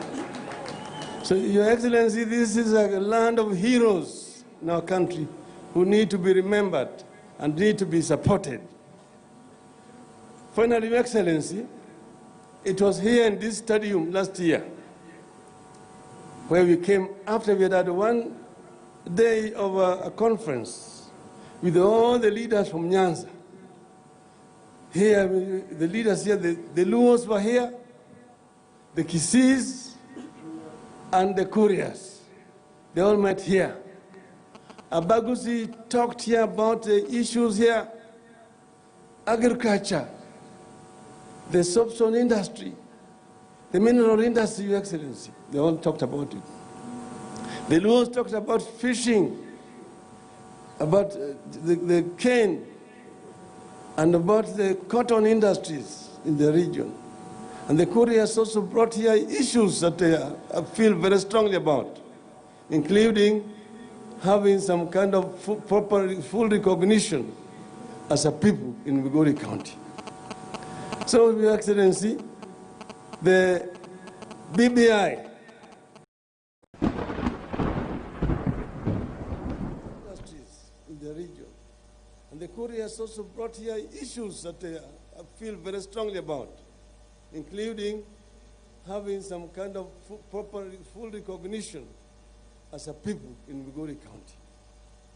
So, Your Excellency, the BBI reggae was launched here in Kisii Stadium.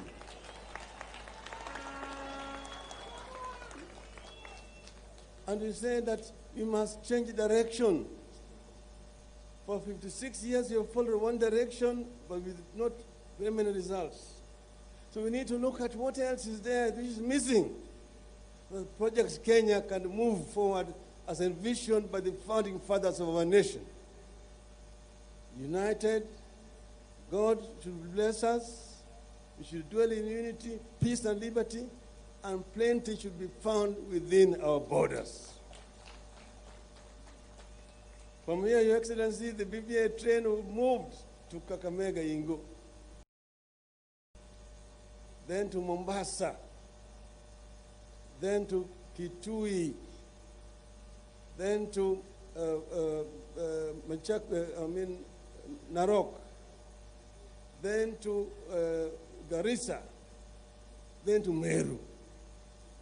It was only when we were supposed to be going to Nakuru, shetani ikanguka kutoka huku juu. Na rege ikaenda kwa half time.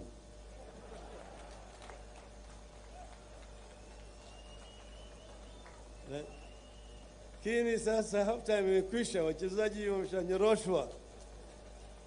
Wameshapata mafunzo, tena wamepata massaging, sasa wanarudi kwa kiwanja, Your Excellency. Wewe mwenyewe ndio utasema hii njia tunataka kufuata sasa kwa kutoka hapa. Because nobody can stop reggae.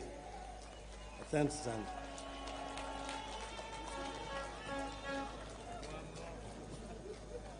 Your Excellency, as I conclude, abagusiba mintesi muaika omogako itogo toga ambere president ye itogo tene na kimora anjenda de kora chinko vintanya korora moiguete mbiamono nani nyasaba koni. Your Excellency, you built a state house here, a state lodge. I'm kindly requesting on behalf of these Kisii that be gazetted as a state lodge, and that during the weekends when you feel that you are tired, we have a golf course here, Your Excellency. You just drop there, nobody will know. I don't even need to know, Your Excellency. That's your house. You drop there at your pleasure, Your Excellency. With your permission, Your Excellency, it's now my singular honor and pleasure to invite our Deputy President, Honorable William Samoei Ruto, to come and talk.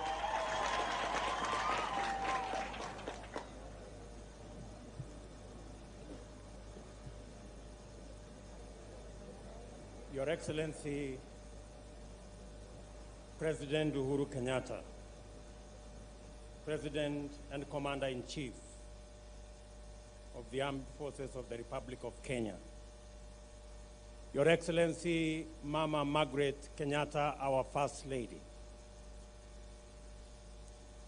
Your Excellency, Ambassadors and High Commissioners, my fellow leaders present here from the national and county level, distinguished ladies and gentlemen, abantu bami into mboyamore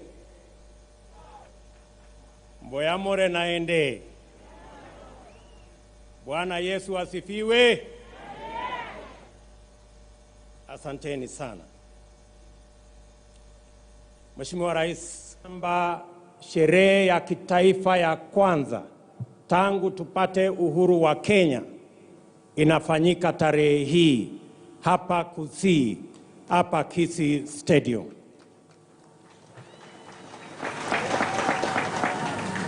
And I want to say, Your Excellency, we've come here to celebrate our Shujaas, the heroes and heroines of our nation. Our founding fathers, the men and women who through determination, hard work, sweat and blood reclaimed our nation from the hands of colonialists and made us a free people. To them, we owe a debt of gratitude, and that is why we celebrate them on this Mashujaa Day. Your Excellency, there are millions of ordinary Kenyans in our villages, in towns and cities who wake up early and sleep late in offices, in factories, in farms, and in all other places, working hard for our nation diligently, with commitment, with determination, with passion, and with integrity to make meaning of our independence and to continue the journey of making our nation free. To them too, ladies and gentlemen, we celebrate them as our Mashujaas because of what they do on a daily basis. And Your Excellency, because it is a national day, I do not wish to say more. My friend, the former Prime Minister, has told us about the reggae, which is fine, but I guess we will have a robust national conversation that will bring everybody on board. With those few remarks, Your Excellency, it's now my duty and pleasure to request, ladies and gentlemen, for us to be upstanding so that we can ask His Excellency the President to make his national address. Your Excellency, sir. Santi William, thank you. Please be seated. Thank you very much.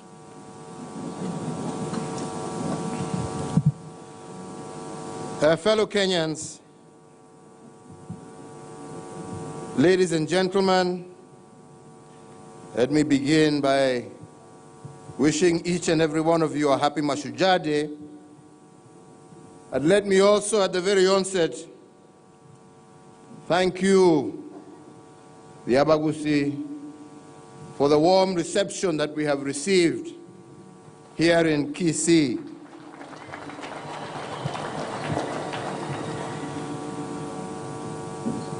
To celebrate the cultural diversity of Kenya and to strengthen our nationhood, I made the decision to hold our national celebrations in the counties on a rotational basis.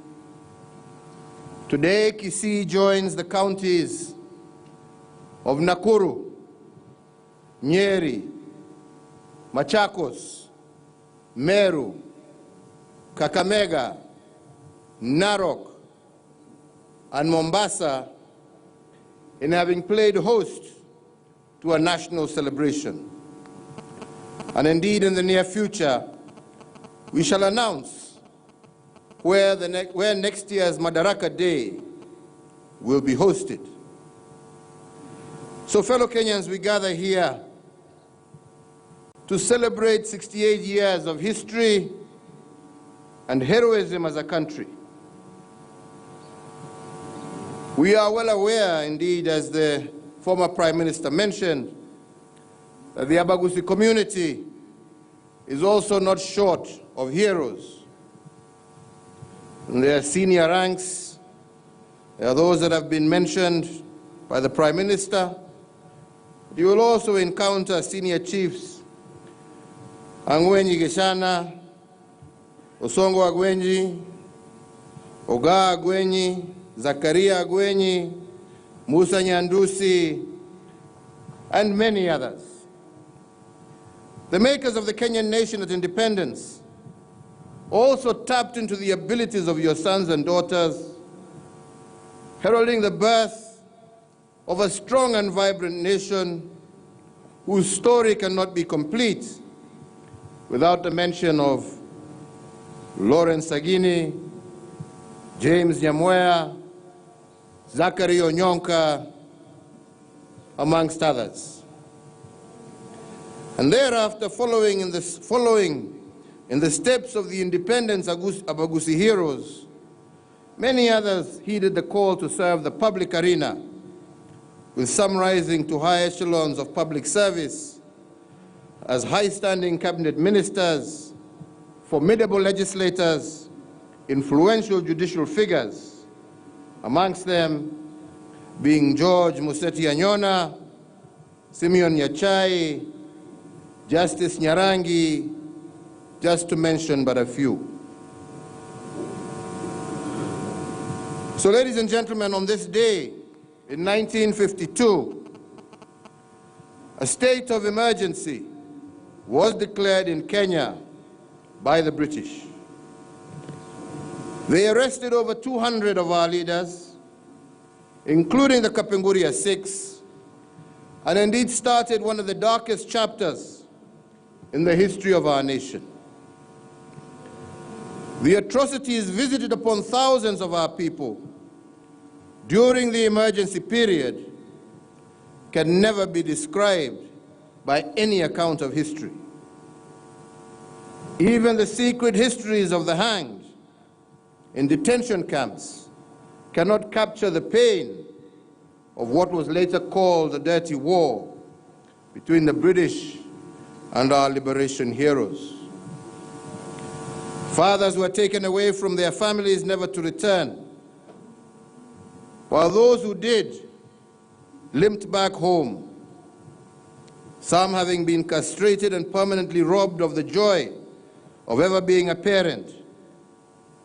Mothers were maimed by marauding soldiers never to recover, and innocent children were forcefully conscripted into a war and turned against their own. The darkness of this dirty war and its imprint on the psyche of our nation will remain alive in our memories forever.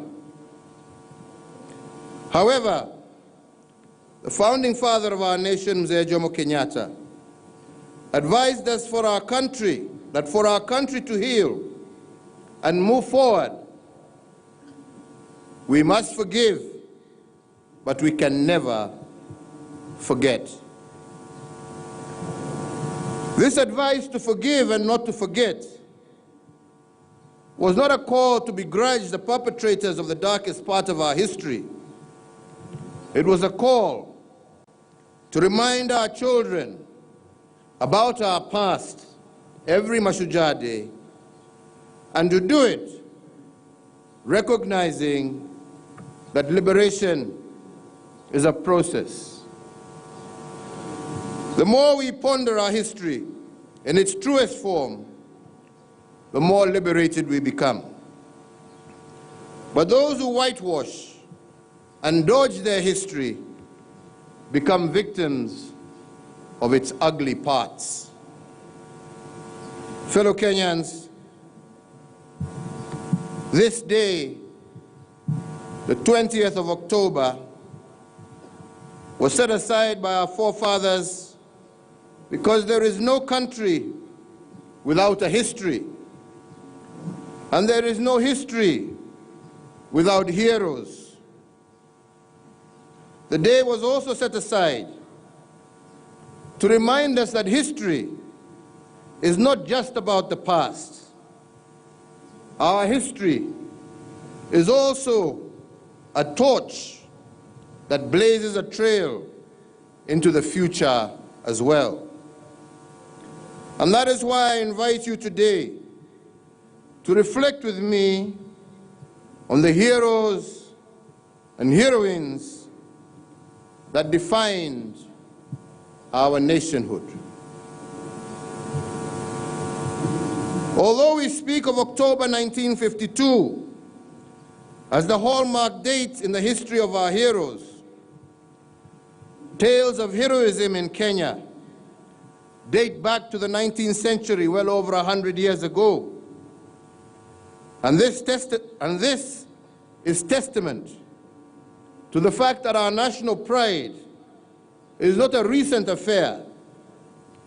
It is something ingrained in our consciousness as a people. For instance, Chief Wayaki Wahinga led a resistance movement of the Agakoyo against the leadership of the British administration towards the end of the 19th century. His main complaint was that the colonizers were excessive in their demand for livestock and labor from his people. And during one of the disagreements, he is said to have burnt down a British establishment in his jurisdiction in 1890.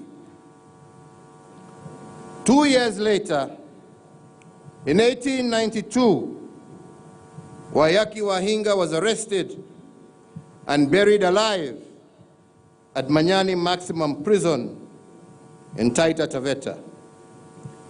He died a hero.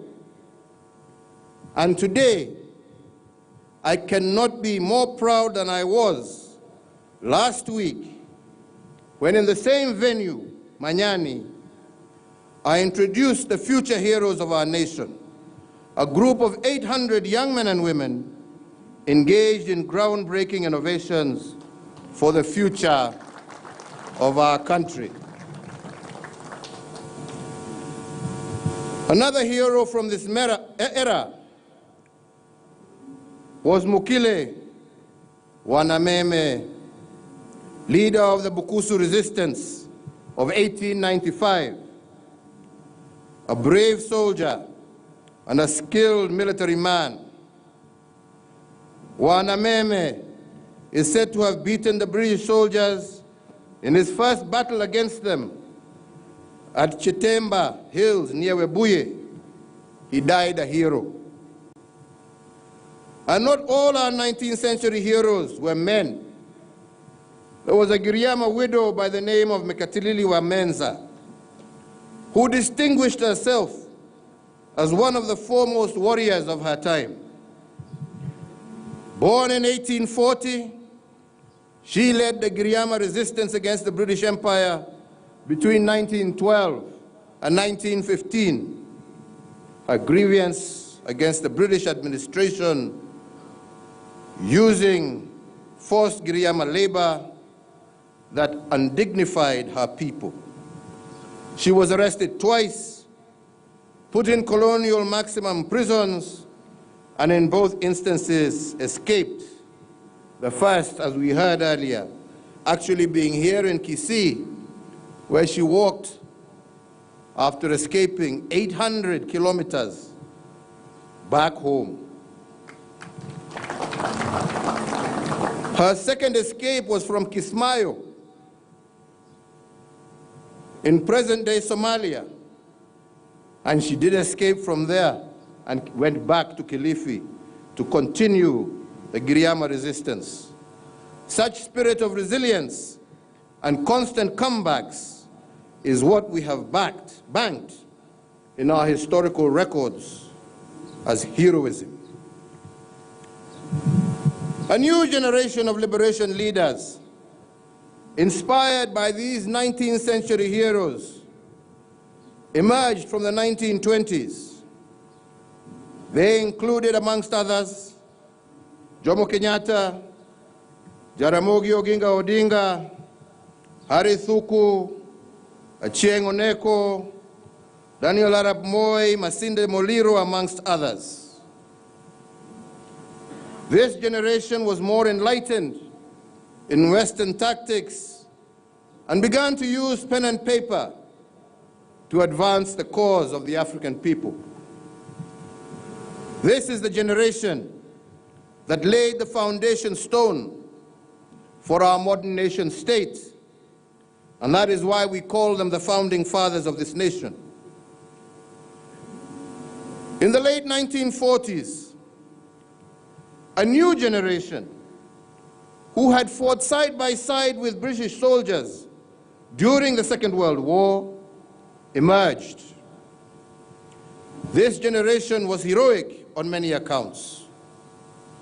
They fought the Mau Mau War against the British Empire and won. And thereafter, together with the founding fathers, they negotiated and drafted our constituting instruments for the birth of a new nation, and fundamentally, they started the journey of founding our nationhood from scratch. But what enduring lessons can we highlight as a nation from the examples of these ordinary men and women who became heroes? What must we teach our children every Mashujaa day from the acts of these heroes? These liberation heroes were people who sacrificed themselves for an ideal bigger than themselves. These heroes, some of them buried in unmarked graves, understood that there is no weapon more lethal than the will of a free people.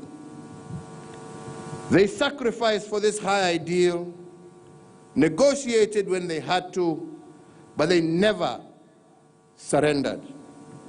Their resolve remained unbroken and unbowed. Some historians have argued that these heroes were extraordinary people, but nothing can be further from the truth. These veterans were ordinary people who became extraordinary because of the choices they made. They did not start out as heroes who did big things. Their heroism was only revealed as they stubbornly confronted obstacles that stood in their path to freedom. They only became heroes moment by moment as the liberation of our country from the shackles of colonialism unfolded. So fellow Kenyans, you may ask why I just said that creating our nationhood is a journey started by our founding fathers, but one that is yet to be completed. I say so, fellow Kenyans, because nationhood is not an event. It is a process. When our founding fathers emerged from the liberation war with fresh wounds, bloodied faces, years of incarceration, they had only one desire. They had vanquished their enemy and brought freedom. But the task of bringing 42 nations into a single nation state was still daunting. They knew that this would be a journey. They knew that summoning the consciousness of 42 nations into a singular purpose under the nation state would take constant negotiations and renegotiations. And borrowing from their own historical experiences, the process of constantly reviewing our nationhood would only happen through the unremitting search for a constitutional consensus. This position was strongly advocated by another group of our heroes known as the Constitutionalists. Apart from being the architects of our new state and the engineers of our new economic order, they pushed for the practice of constantly building a constitutional consensus. To them, constitution making was not a rigid endpoint. It was a constantly moving target that requires continuous consensus. More so, because they saw constitution making as being a process first and then an act after. While the act of constitution making is an end state in itself, the process is a constant negotiation and renegotiation of nationhood. Guided by this philosophy of constitutional consensus, these heroes went through as many as 4 constitutions before landing on a workable consensus. And their mantra in this search was best captured by the former Vice President, Joseph Murumbi, when he said, and I quote, "There is nothing wrong with Kenya that cannot be fixed by what is right with Kenya," end of quote. If the Littleton Constitution of 1954 was wrong, it was made right by the Lennox-Boyd Constitution of 1958. When this constitution outlived its consensus, the Ian MacLeod Constitution of 1960 kicked in, and the search for a common ground continued until the Independence Constitution was adopted. But even then, this constitution was adopted as a ceasefire document to facilitate independence. After independence, the Lancaster Consensus was replaced by a new consensus, and the cycle of constantly negotiating our nationhood continued. So, ladies and gentlemen, when I cautioned against constitutional rigidity in my Madaraka Day address this year, this is exactly what I meant. Our founding fathers and our constitutional heroes did not intend our constitutional order to enslave us. They constructed it to serve us. And when it ceased to serve us, we are meant to borrow from the examples of our founding fathers and rethink it. More so, if the national question of the day requires a constitutional settlement. Fellow Kenyans, our country is staring at a constitutional moment. And the national question goes back to the advent of our multi-party system. For indeed, it was after the reintroduction of political pluralism in 1992 that negative politics began to dominate our national arena. The question at hand, and one requiring a constitutional consensus, is therefore, how do we as a people, as a nation, resolve the winner-take-all situation within a context of competitive politics as required by democratic practice? And how do we ensure we fulfill our democratic credentials without tearing apart the diversity of our nation? The question of us versus them must come to an end, fellow Kenyans.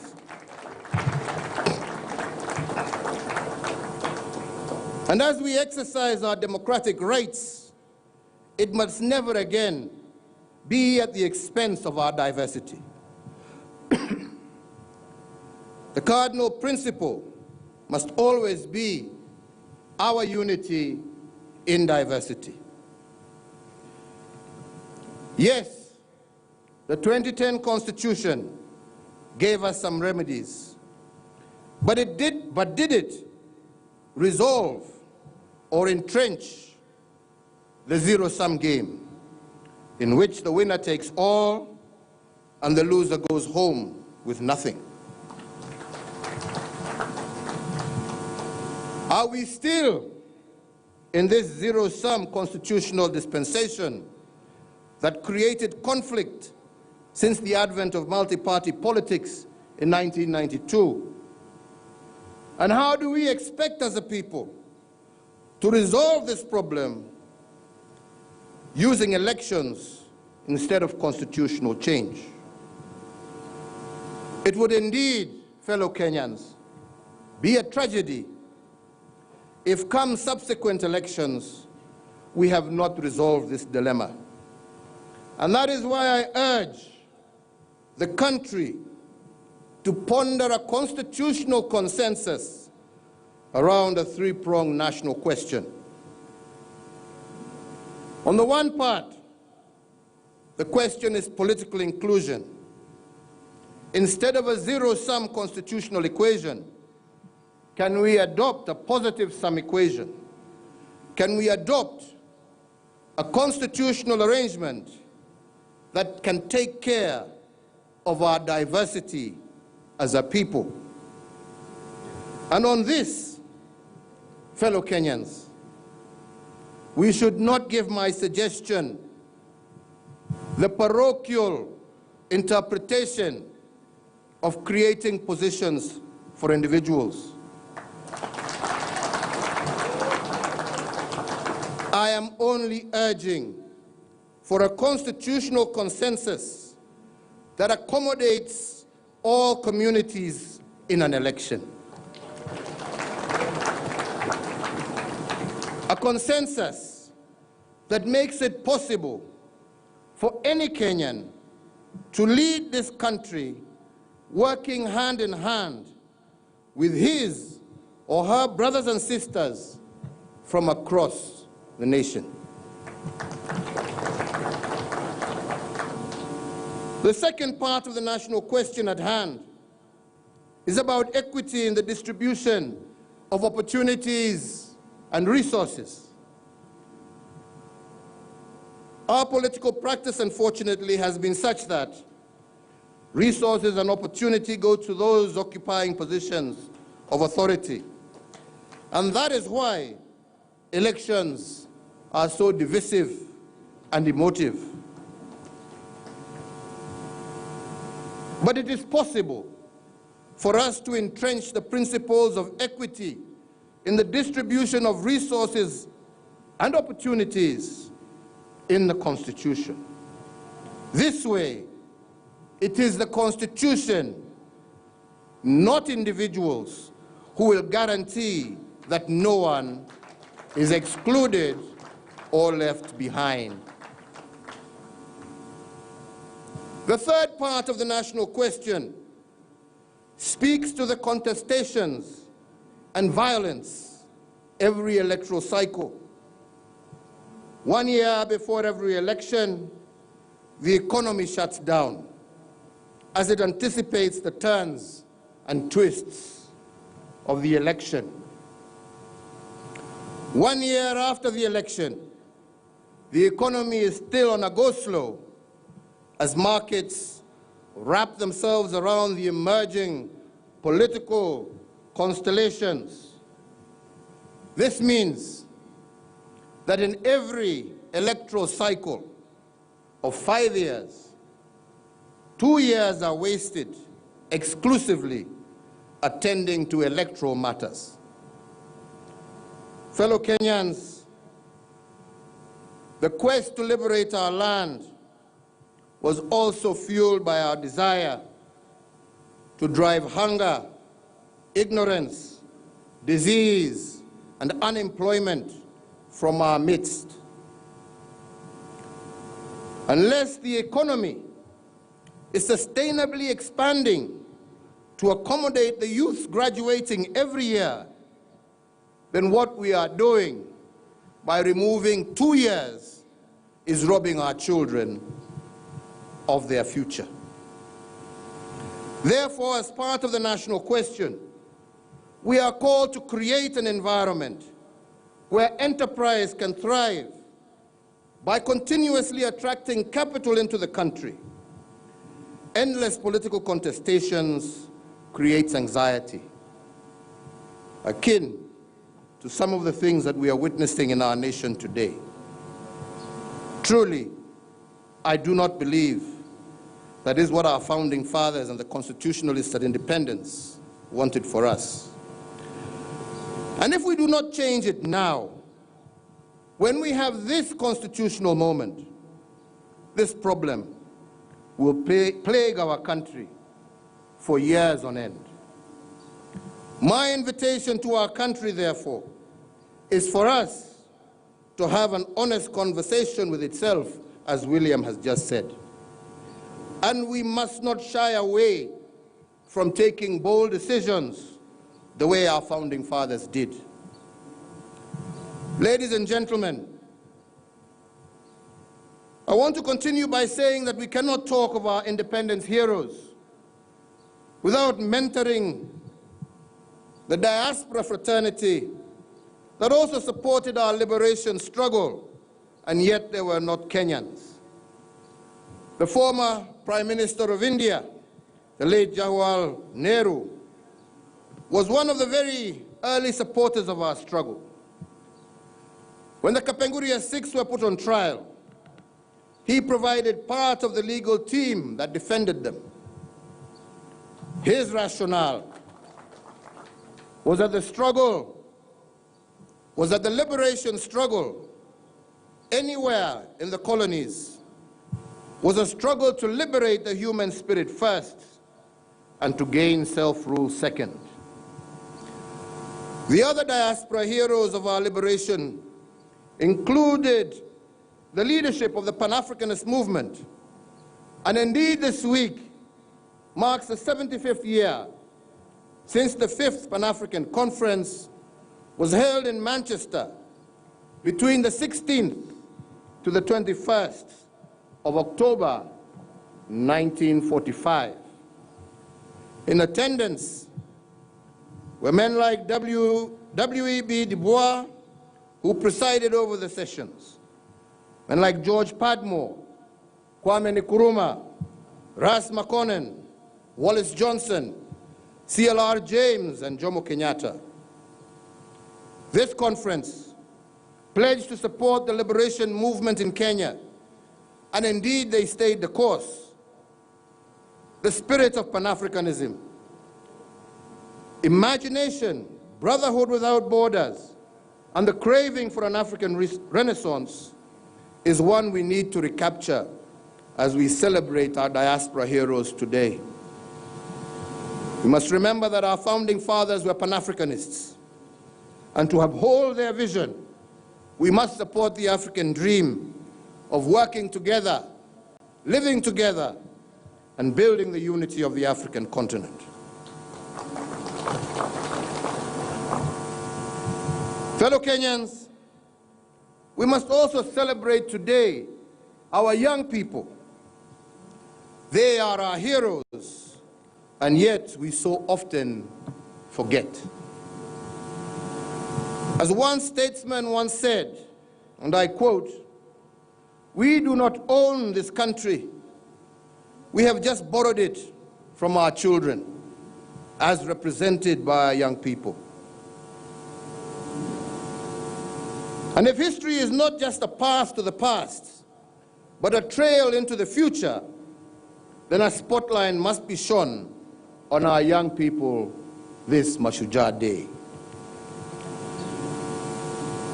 I remind you all that the makers of this nation were actually dominated by young people who worked closely with a few elder statesmen. Many do not know that the Independence Cabinet and the new administration was also dominated by young people.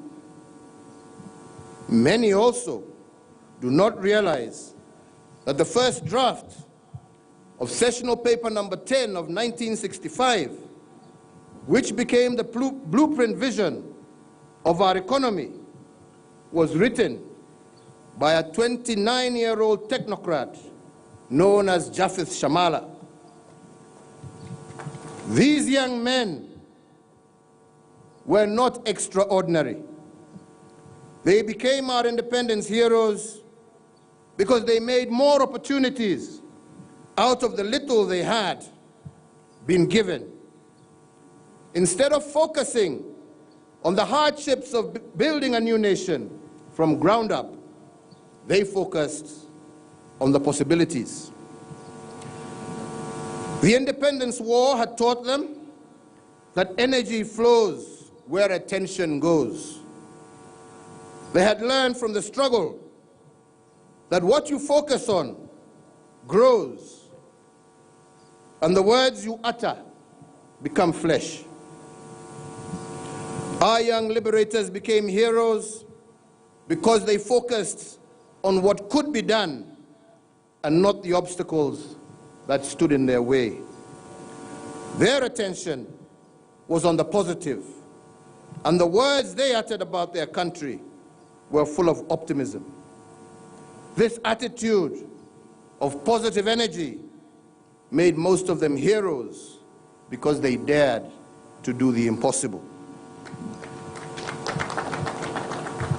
And here is a lesson to our young people today. As I said in my Madaraka Day address, our nation, Kenya, is still a work in progress. It has its good and its bad. It has its ugly, but it also has its sweet. If our attention as a people and a nation always reverts to the bad and the ugly, all energy will flow to the negative, and we will just become a nation of angry, disillusioned people. But the young people who embrace the positive and the possible will emerge heroes and makers of things. So therefore, a good starting point for all our young people is to look for a problem and solve it. And if you solve a problem, heroism and success will naturally follow you. And I have 3 recent examples to illustrate this here in Kenya. The first one, last week on Friday, I invited my cabinet and indeed the entire nation as I unveiled a series of transformative programs and projects undertaken by our young people. The team of over 800 young men and women drawn from across the Republic have undertaken seminal programs that include the nationwide airborne geophysical survey, the geospatial project, the cyber project, developed drones, as well as a national security industrial project. These young innovators not only delivered high-quality work, they also did so at a fraction of the said cost. For example, ladies and gentlemen, in respect to the mapping of our national resources under the National Airborne Geophysical Survey, a private firm had quoted to do this at a cost of Kenya shillings 30 billion. But our team of young professionals have programmed to do the job at a cost of Kenya shillings 4 billion. Currently, this project is almost 70% complete, and we look forward next year to launching it. With the completion of this seminal project, the comprehensive geology of our country is now known, and that information will be used to chart a path to prosperity and self-sufficiency for host communities and the wider Kenyan nation. Our young people have similarly completed the mapping of our entire country to the sublocation level, an endeavor that was last undertaken in 1972. Thanks to their efforts, we now have an annotated inventory of all public utilities across the country, all public infrastructure, all schools, both public and private, all hospitals, and all other public utilities, and a description of all physical developments, all the way to the individual home. Mambo ya kuiba mali ya serikali sasa itakuwa ngumu sana. Because of this, the next frontier of e-commerce within our nation will be powered by the national address system that will be rolled out across our nation. The e-commerce trade channel will be serviced with drones made by Kenyans for Kenyans. The second example I want to give is about 2 engineering students from Jomo Kenyatta University of Agriculture and Technology. The 2, Michael Mwasikenyi and Ken Gesare, created an automated weeding robot to help farmers eliminate the need for herbicides in their crops. The robot uses artificial intelligence to discriminate between weeds and crops, and the innovation has a robotic arm for weeding in between the crop rows and a plow-like weeding tool that is dragged by the robot as it passes in between the rows of crops to remove inter-row weeds. This innovation emerged winner of the 2020 Imagine Cup, beating teams from across 9 European, Middle Eastern, and African countries. The innovation is scheduled for presentation at the Imagine World Championship in Seattle, Washington State. Added to the many innovations from our young people during the COVID-19 crisis, the third heroic example I wish to mention is that of one Roy Alela, holder of a bachelor's degree in microprocessor technology and instrumentation from the University of Nairobi. This 25-year-old engineer had a strong urge to communicate with his 6-year-old niece, 6-year-old deaf niece. He had a problem to solve, and he did not shy away from it. After many experiments, he finally managed to create a pair of smart gloves that helped him communicate with his deaf niece. These gloves have flex sensors that help the deaf wearer communicate and actually vocalize messages to a mobile phone through Bluetooth. These customs are made to be customized to any client specifications and have a 93% accuracy of vocalizing messages. By solving the problem of his 6-year-old niece, Roy Alela has created a solution that will help thousands of deaf people globally.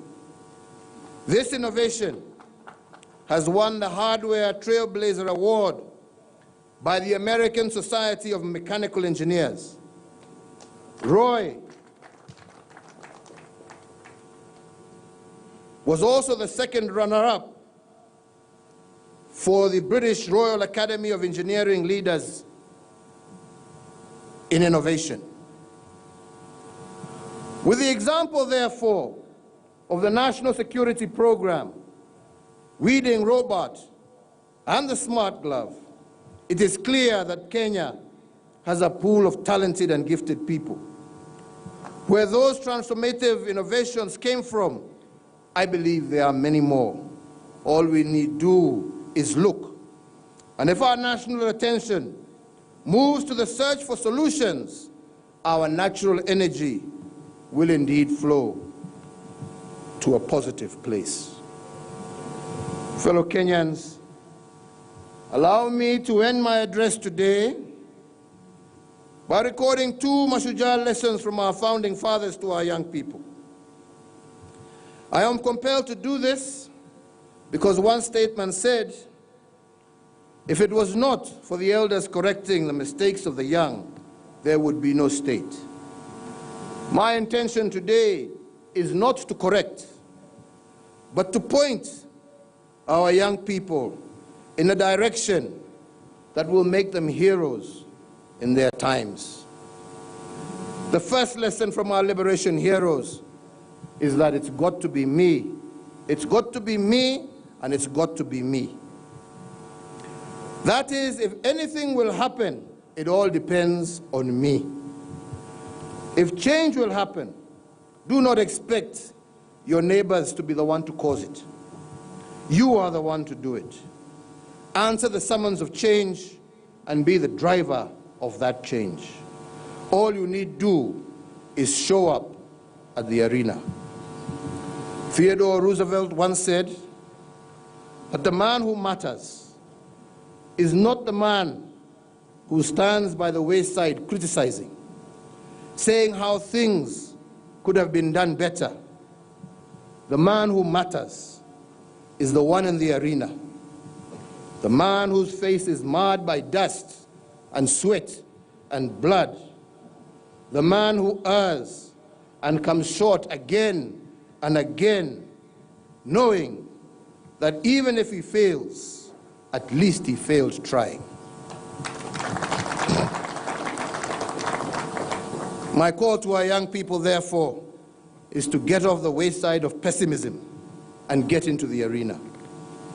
If the young veterans of war had not heeded the summons of change, we would not be having this Mashujaa Day or the independence that we enjoy today. The second lesson to our young people from the liberation heroes is this: be prepared to pay the price. And I'm using the word price to mean what you pay in exchange for something. The price of our liberation was high, but there was no doubt that our founding fathers were prepared to pay for it. Some of them paid the price with their own lives, but what they got in exchange is far greater than they could ever have imagined. Borrowing from the young veterans of our liberation, my appeal to our young people is not to be afraid of paying the price. If you have a dream, pay the price and the dream will come to you. And if you have a challenge, pay the price and it will resolve itself. And in saying this, I am inspired by the words of Reverend Frederick Donaldson in a sermon he gave almost 100 years ago. In this sermon, he dreaded an emerging culture of not paying the price. A culture characterized by wealth without work, pleasure without conscience, knowledge without character, commerce without morality, science without humanity, worship without sacrifice, and politics without principle. If indeed our founding fathers were young people when they created Kenya, our young people can found a new Kenya in our lifetime. They have what it takes to create a new wave of heroism if they get into the arena prepared to pay the price of dreaming. On my part as your president, I will continue to accord our youth every opportunity to serve in public service. Indeed, the last crop of chief administrative secretaries that I appointed, the vast majority of appointees were in their 20s and 30s. A continuation of my promise to the youth that my government will empower them and give them a greater voice. Ladies and gentlemen, let me also take this opportunity to commend all the young people that are serving their nation both at national and county level. Our national response to the coronavirus pandemic was fortified by their immense contributions. I also want to thank our valiant, critical, and essential service providers for keeping Kenya going through this difficult time. I also thank our healthcare workers for their heroism, dedication, and selflessness in the midst of the greatest threat to public health in a century.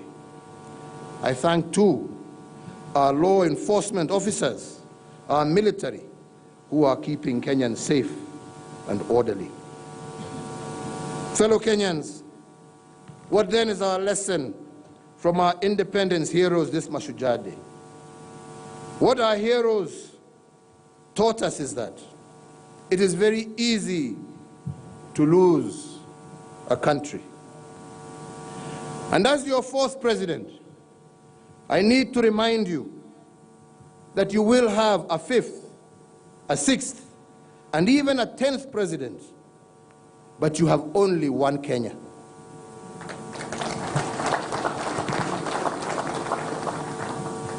This is all we have, and it is imperative that we all must protect it at any cost.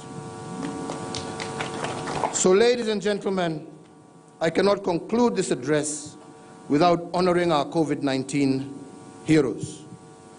In particular, I want to give special mention to our departed health workers, such as Dr. Doreen Lugliki of Nairobi South Hospital, Clifford Mburia of Kitengela Medical Center, Moses Ringera of the University of Nairobi Health Services, Marian Awar of Rachuonyo Hospital, amongst others. Their memory will forever be engraved on our hearts. These brave souls paid the ultimate price, and like our founding fathers, they teach us that heroes are ordinary people who are made extraordinary by unusual circumstances. Similarly, and given the fear-ridden circumstances our COVID-19 heroes found themselves in, they teach us that heroism is not the absence of fear, it is the conquest of fear.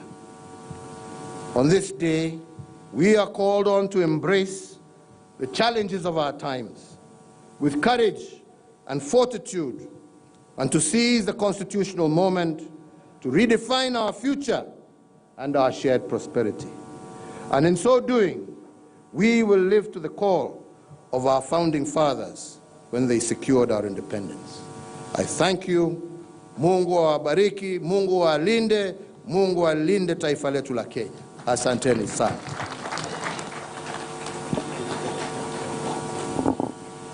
Tusimameni sote kwa wimbo wa taifa tafadhali. Asante, niombe tuketi kwa kifupi. Na kabla ya wimbo wa taifa, Mheshimiwa Rais, naomba kwa heshima uniruhusu nimwite mwenyekiti wa kitaifa wa kamati inayoshughulikia masuala ya National Integrated Identity Management System NIMS, Waziri Dr. Fred Matiang'i, atuongoze kwa kipindi kifupi. Waziri, karibu.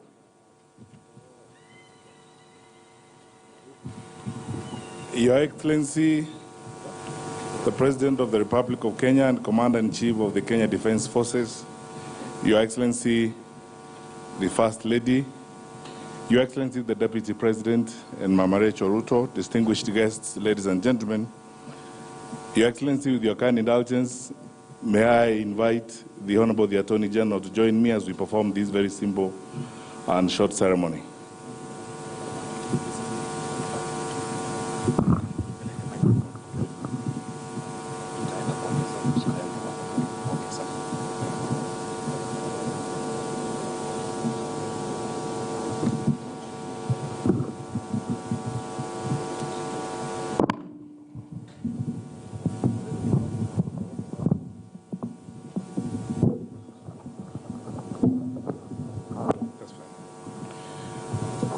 Your Excellency, about just over 2 years ago, under the National Security Project, you directed that we commence the National Integrated Identity Management System.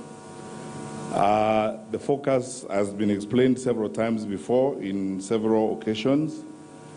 It's intended to basically integrate public personal data so that every Kenyan gets a single identity we call a single source of truth, or in Kiswahili, huduma number. Your Excellency, it's my pleasure now on behalf of my colleagues in the Interministerial Committee to report on this historic day that the process is now complete and we have actually developed the huduma number. Your Excellency, today, you and the First Lady will be the first recipients of the Sambo Huduma card, which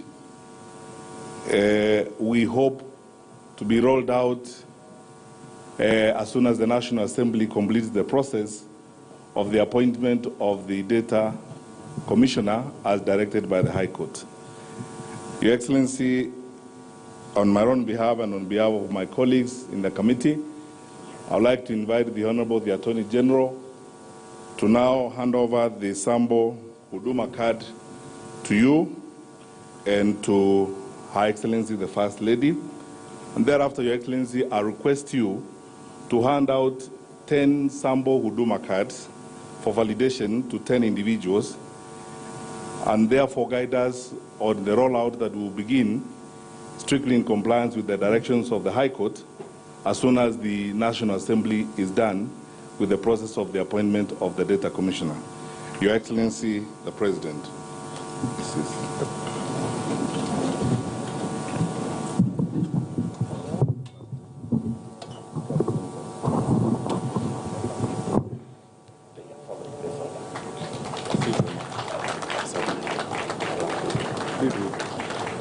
There we have it, Huduma number for His Excellency the President and Her Excellency the First Lady.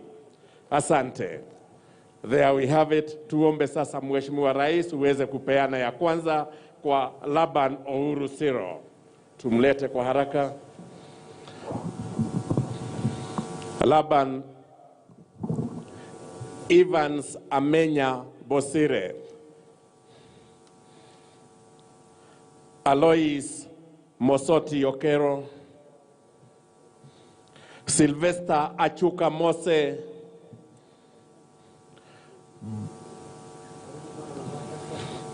Boniface Moseti Oyaro,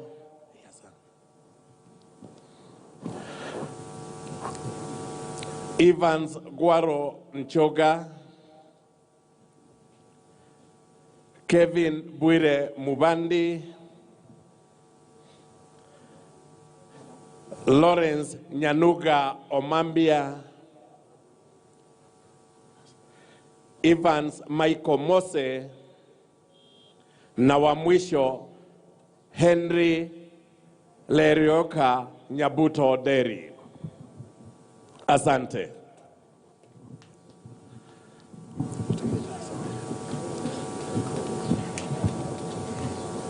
Asanteni, nilikuwa tu nataka niongeze tu mambo machache, tafadhali kama mnaweza mketi dakika moja. Mwajua tulianza kazi ya kuhakikisha kila Mkenya ataweza kupata huduma namba yake ambayo itarahisisha vile Mkenya ataweza kupata huduma za serikali kwa njia rahisi. Na vile nilisema wakati tulikuwa kule Manyani, vijana wetu wamekuwa wakifanya kazi kwa bidii na tayari sasa wamemaliza shughuli zao, na sisi kama serikali tuko tayari kuanza sasa kupatia Wakenya kadi zao za huduma, na ndio waweze kupata hizo huduma zao aidha online kwa njia rahisi. Na ile laini kubwa tulikuwa tunapanga kila wakati katika maofisi ya serikali iishe, badala ya masaa ya kupanga laini mtu akitafuta huduma awe anaendelea na biashara yake, anafanya mambo yake pahali alipo na anapata huduma yake kupitia hiyo kadi. Hiyo na kurahisisha huduma kwa wananchi ndio ilitusababisha tufanye hivyo. Kwa hivyo leo umeona nimewaonesha yangu na zingine vile tumesema ni sample. Sisi Bwana Spika tunagojea sasa nyinyi mumalize kazi yenu. Jameni, mumalize kazi yenu na ndio Wakenya waweze kufurahia hali yao. Jameni, au ni namna gani? Bwana Kemunya, na ningependa tafadhali wajumbe wote wasimame. Tuko na viongozi kwanza. Unajua kuna order.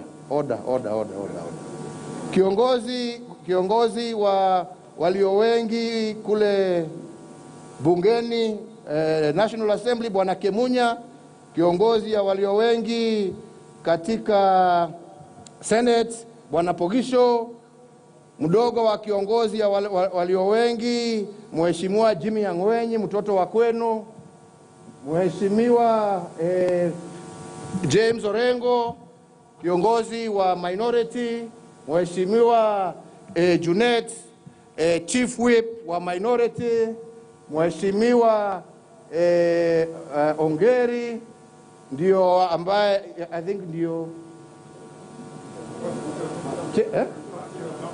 Public Accounts Chairman, yeye ndio anahakikisha ya kwamba hatuibi pesa. Na hawa wengine nafikiri msalimiane tu na asante kwa kuja kusherehekea pamoja na sisi. Ningependa pia kuchukua nafasi hii kurecognize viongozi wenzangu kutoka na viongozi wa vyama mbalimbali wenzangu ambao wako hapa. Tuko hapa na ndugu Stephen Kalonzo Musyoka, na yeye ndio kiongozi wa chama cha Wiper.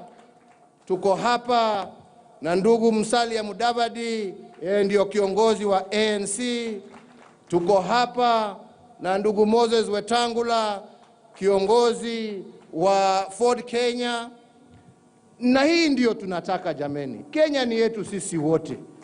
Tupendane, tushirikiane. Kushindana sio wadui. Matusi haijengi.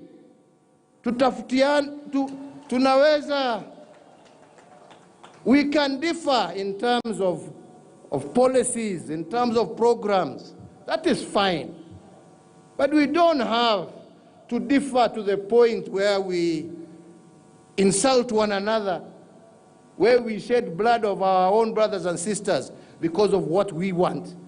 No, we are here to serve. We are here to work together. We are here to respect one another. And if we respect each other, you will also be respected. So I want to say I am truly grateful. Nimefurahi sana kuwaona hapa mkija kuungana pamoja nasi na Wakenya wote pahali popote walipo kusherehekea siku hii ya Mashujaa, na mimi natarajia kuendelea kufanya kazi pamoja nanyi na viongozi wote kwa niaba ya wananchi milioni 45 wa Kenya wazalendo. Nasema Mungu awabariki, Mungu awalinde, na tuendelee na umoja na amani katika taifa letu la Kenya. Asanteni sana. Thank you. Asante sana Mheshimiwa Rais. Naomba sote kwa heshima tusimame kwa wimbo wa taifa.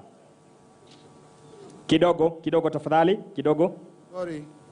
Nimefanya makosa na sasa hiyo mambo ya huduma yangu inaweza kuanguka kwa sababu nimesahau kutaja hapa tuko na kiongozi wa one of the arms of government which is the judiciary, ndio yuko hapa, Chief Justice wetu, tuko pamoja naye hapa. Asante sana Chief Justice. Tuko hapa na Speaker wa the National Assembly, Bwana Justin Muturi, uko hapa. Tuko hapa na Speaker wa Senate, na yeye pia tuko naye hapa. Sasa mtapitisha, si ndio? Asante sana. Wimbo wa taifa.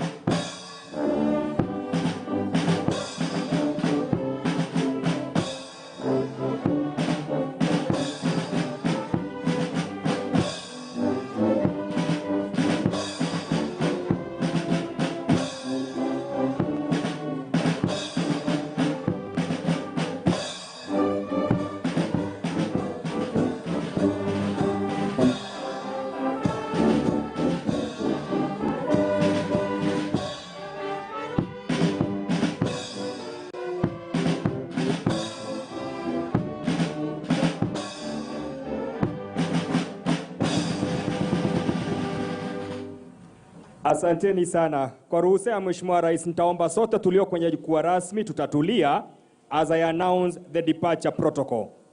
Tutamkubalia Mheshimiwa Rais Uhuru Kenyatta na the First Lady wataondoka kwanza, kisha basi nitaeleza. Wengine situlie tafadhali. We would wish to observe departure protocols being led by His Excellency the President of the Republic of Kenya and Her Excellency the First Lady. Watafuatwa na Mheshimiwa Naibu wa Rais na Bi Rachel Ruto. Wengine tutatulia tafadhali so that we observe departure protocols. Atafuata Speaker wa Bunge la Kitaifa, Speaker wa Seneti, Honorable Chief Justice, the former Prime Minister, Head of Public Service, the Cabinet Secretary Interior, Cabinet Secretary Defense, Chief of Defense Forces and their servicemen, and the service commanders, Governor of Kisii County, Ambassadors and High Commissioners, Cabinet Secretaries, Principal Secretaries, the rest of us to remain kindly as you observe the departure protocol. His Excellency the President and Her Excellency the First Lady. Kindly, the rest of us will remain calm so that we observe departure protocol. Mheshimiwa Rais ataondoka na Mheshimiwa Mama Taifa. Atafuatwa na Mheshimiwa Naibu wa Rais na Mheshimiwa Bi Rachel Ruto. Speaker wa Bunge la Kitaifa atafuata Speaker wa Seneti, aliyekuwa Waziri Mkuu, Head of Public Service, Cabinet Secretary Interior, Cabinet Secretary Defense, Chief of Defense Forces,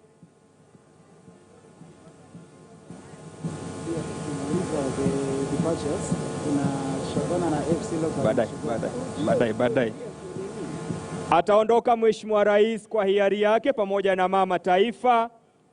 Tumpongeze Mheshimiwa Rais anapoondoka. Asante sana, asante. Atafuatwa na Naibu wa Rais. Naibu wa Rais Mheshimiwa Daktari William Ruto na Bi Rachel Ruto. Speaker wa Bunge la Kitaifa atafuata the Speaker of the National Assembly. Speaker of the Senate atafuata. Chief Justice atafuata. The former Prime Minister. Asante sana, tumpongeze Naibu wa Rais anapoondoka Mheshimiwa Daktari William Ruto. The Speaker of the National Assembly, Speaker wa Bunge la Kitaifa, Speaker wa Seneti, the Chief Justice,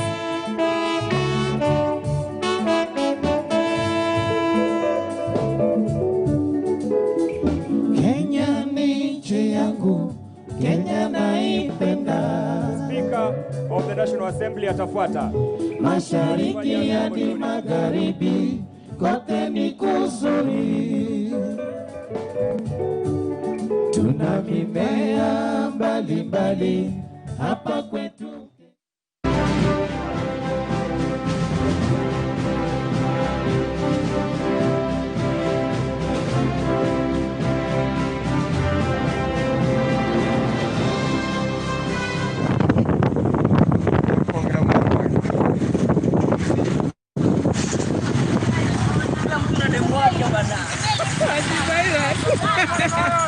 Anasema hivyo.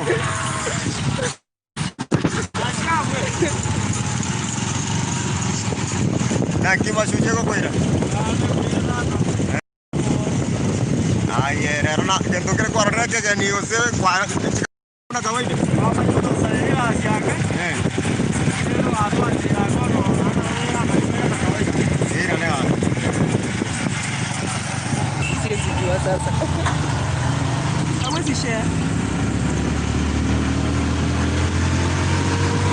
Bwana, si Facebook. YouTube.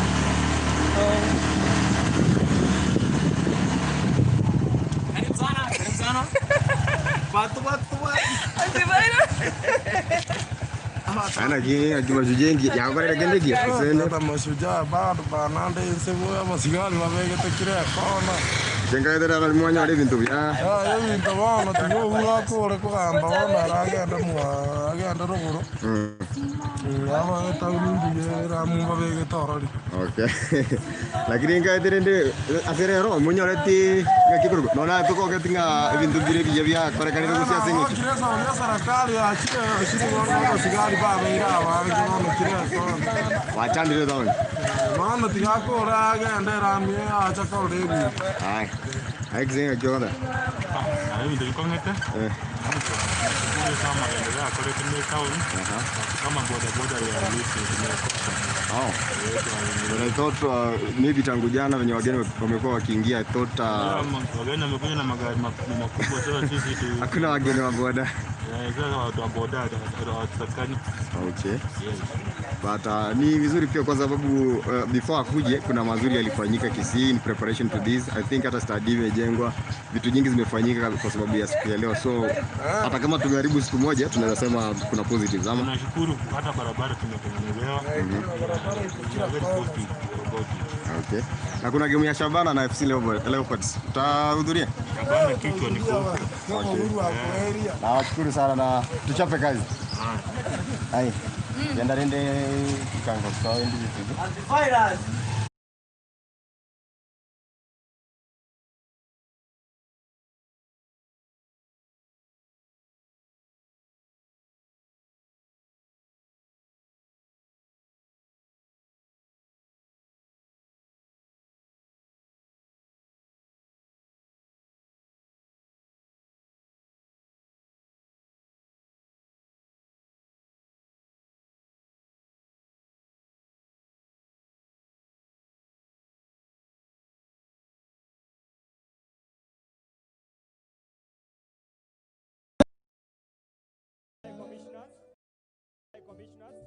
Toka pwani hadi bara kote kwa vutia, sisi sote tupendane hapa kwetu Kenya. The CDF and the service commanders will be followed by the ambassadors and high commissioners. After the CDF and the service commanders, CDF and the service commanders.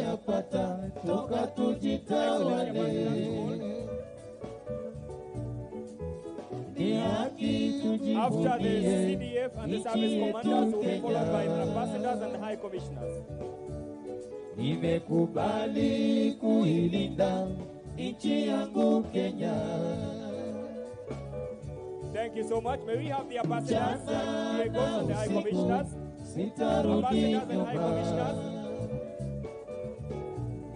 Nimekubali kuilinda nchi yangu Kenya. Ambassadors and the high commissioners.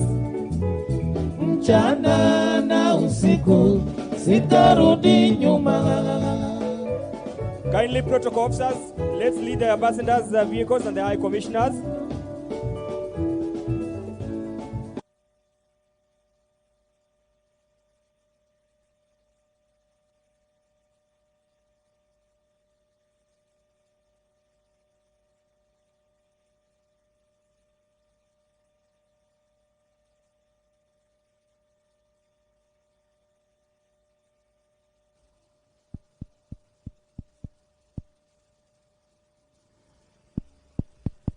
One, two.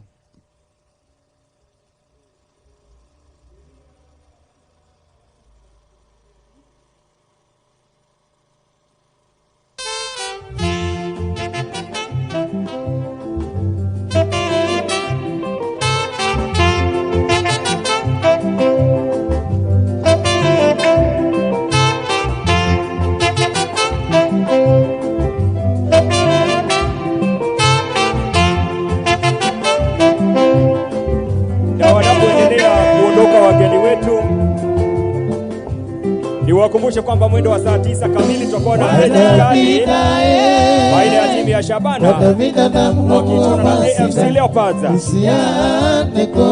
Mwendo wa saa 9 bana AC Tango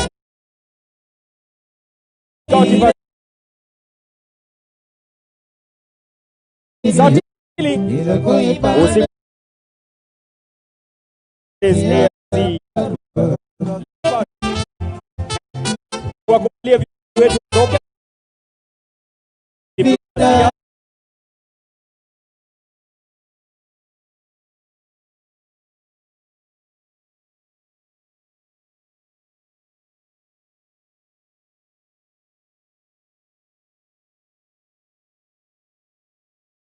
CD1K. 28 CD1. Thank you. Ambassadors and high commissioners, secretaries who follow. All heroines and the holder of constitutional affairs and offices.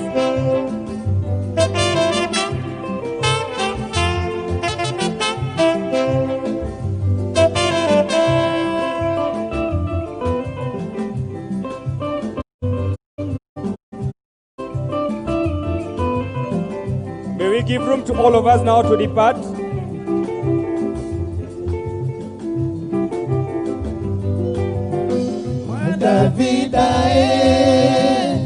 Davida na mnogu wa mwasida Isia meko mana Dedi manyaka inyocha mzidi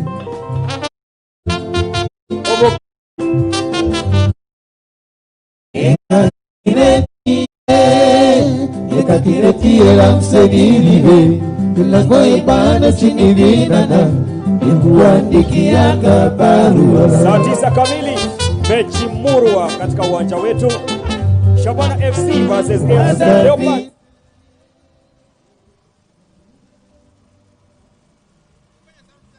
Check 1 2 1 2 1 2. Check 1 2 1 2. Check 1 2. Check 1 2 1 2 1 2. 1 2 1. Check 1 2. Iko sawa na directive hapa.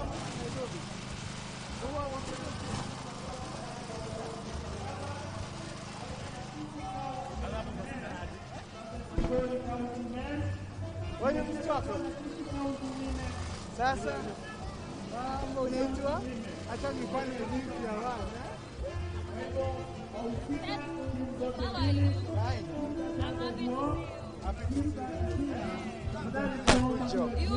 Sawa. Tuko pamoja kuchomwa na hicho. Tunafurahia kazi yako bwana. Nataka tusalimie Rabu.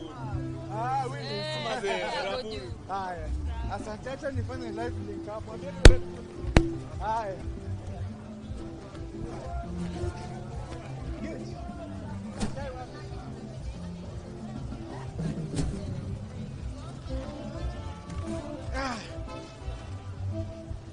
Janet. Mambo kupigia wewe, si mimi. Wapi?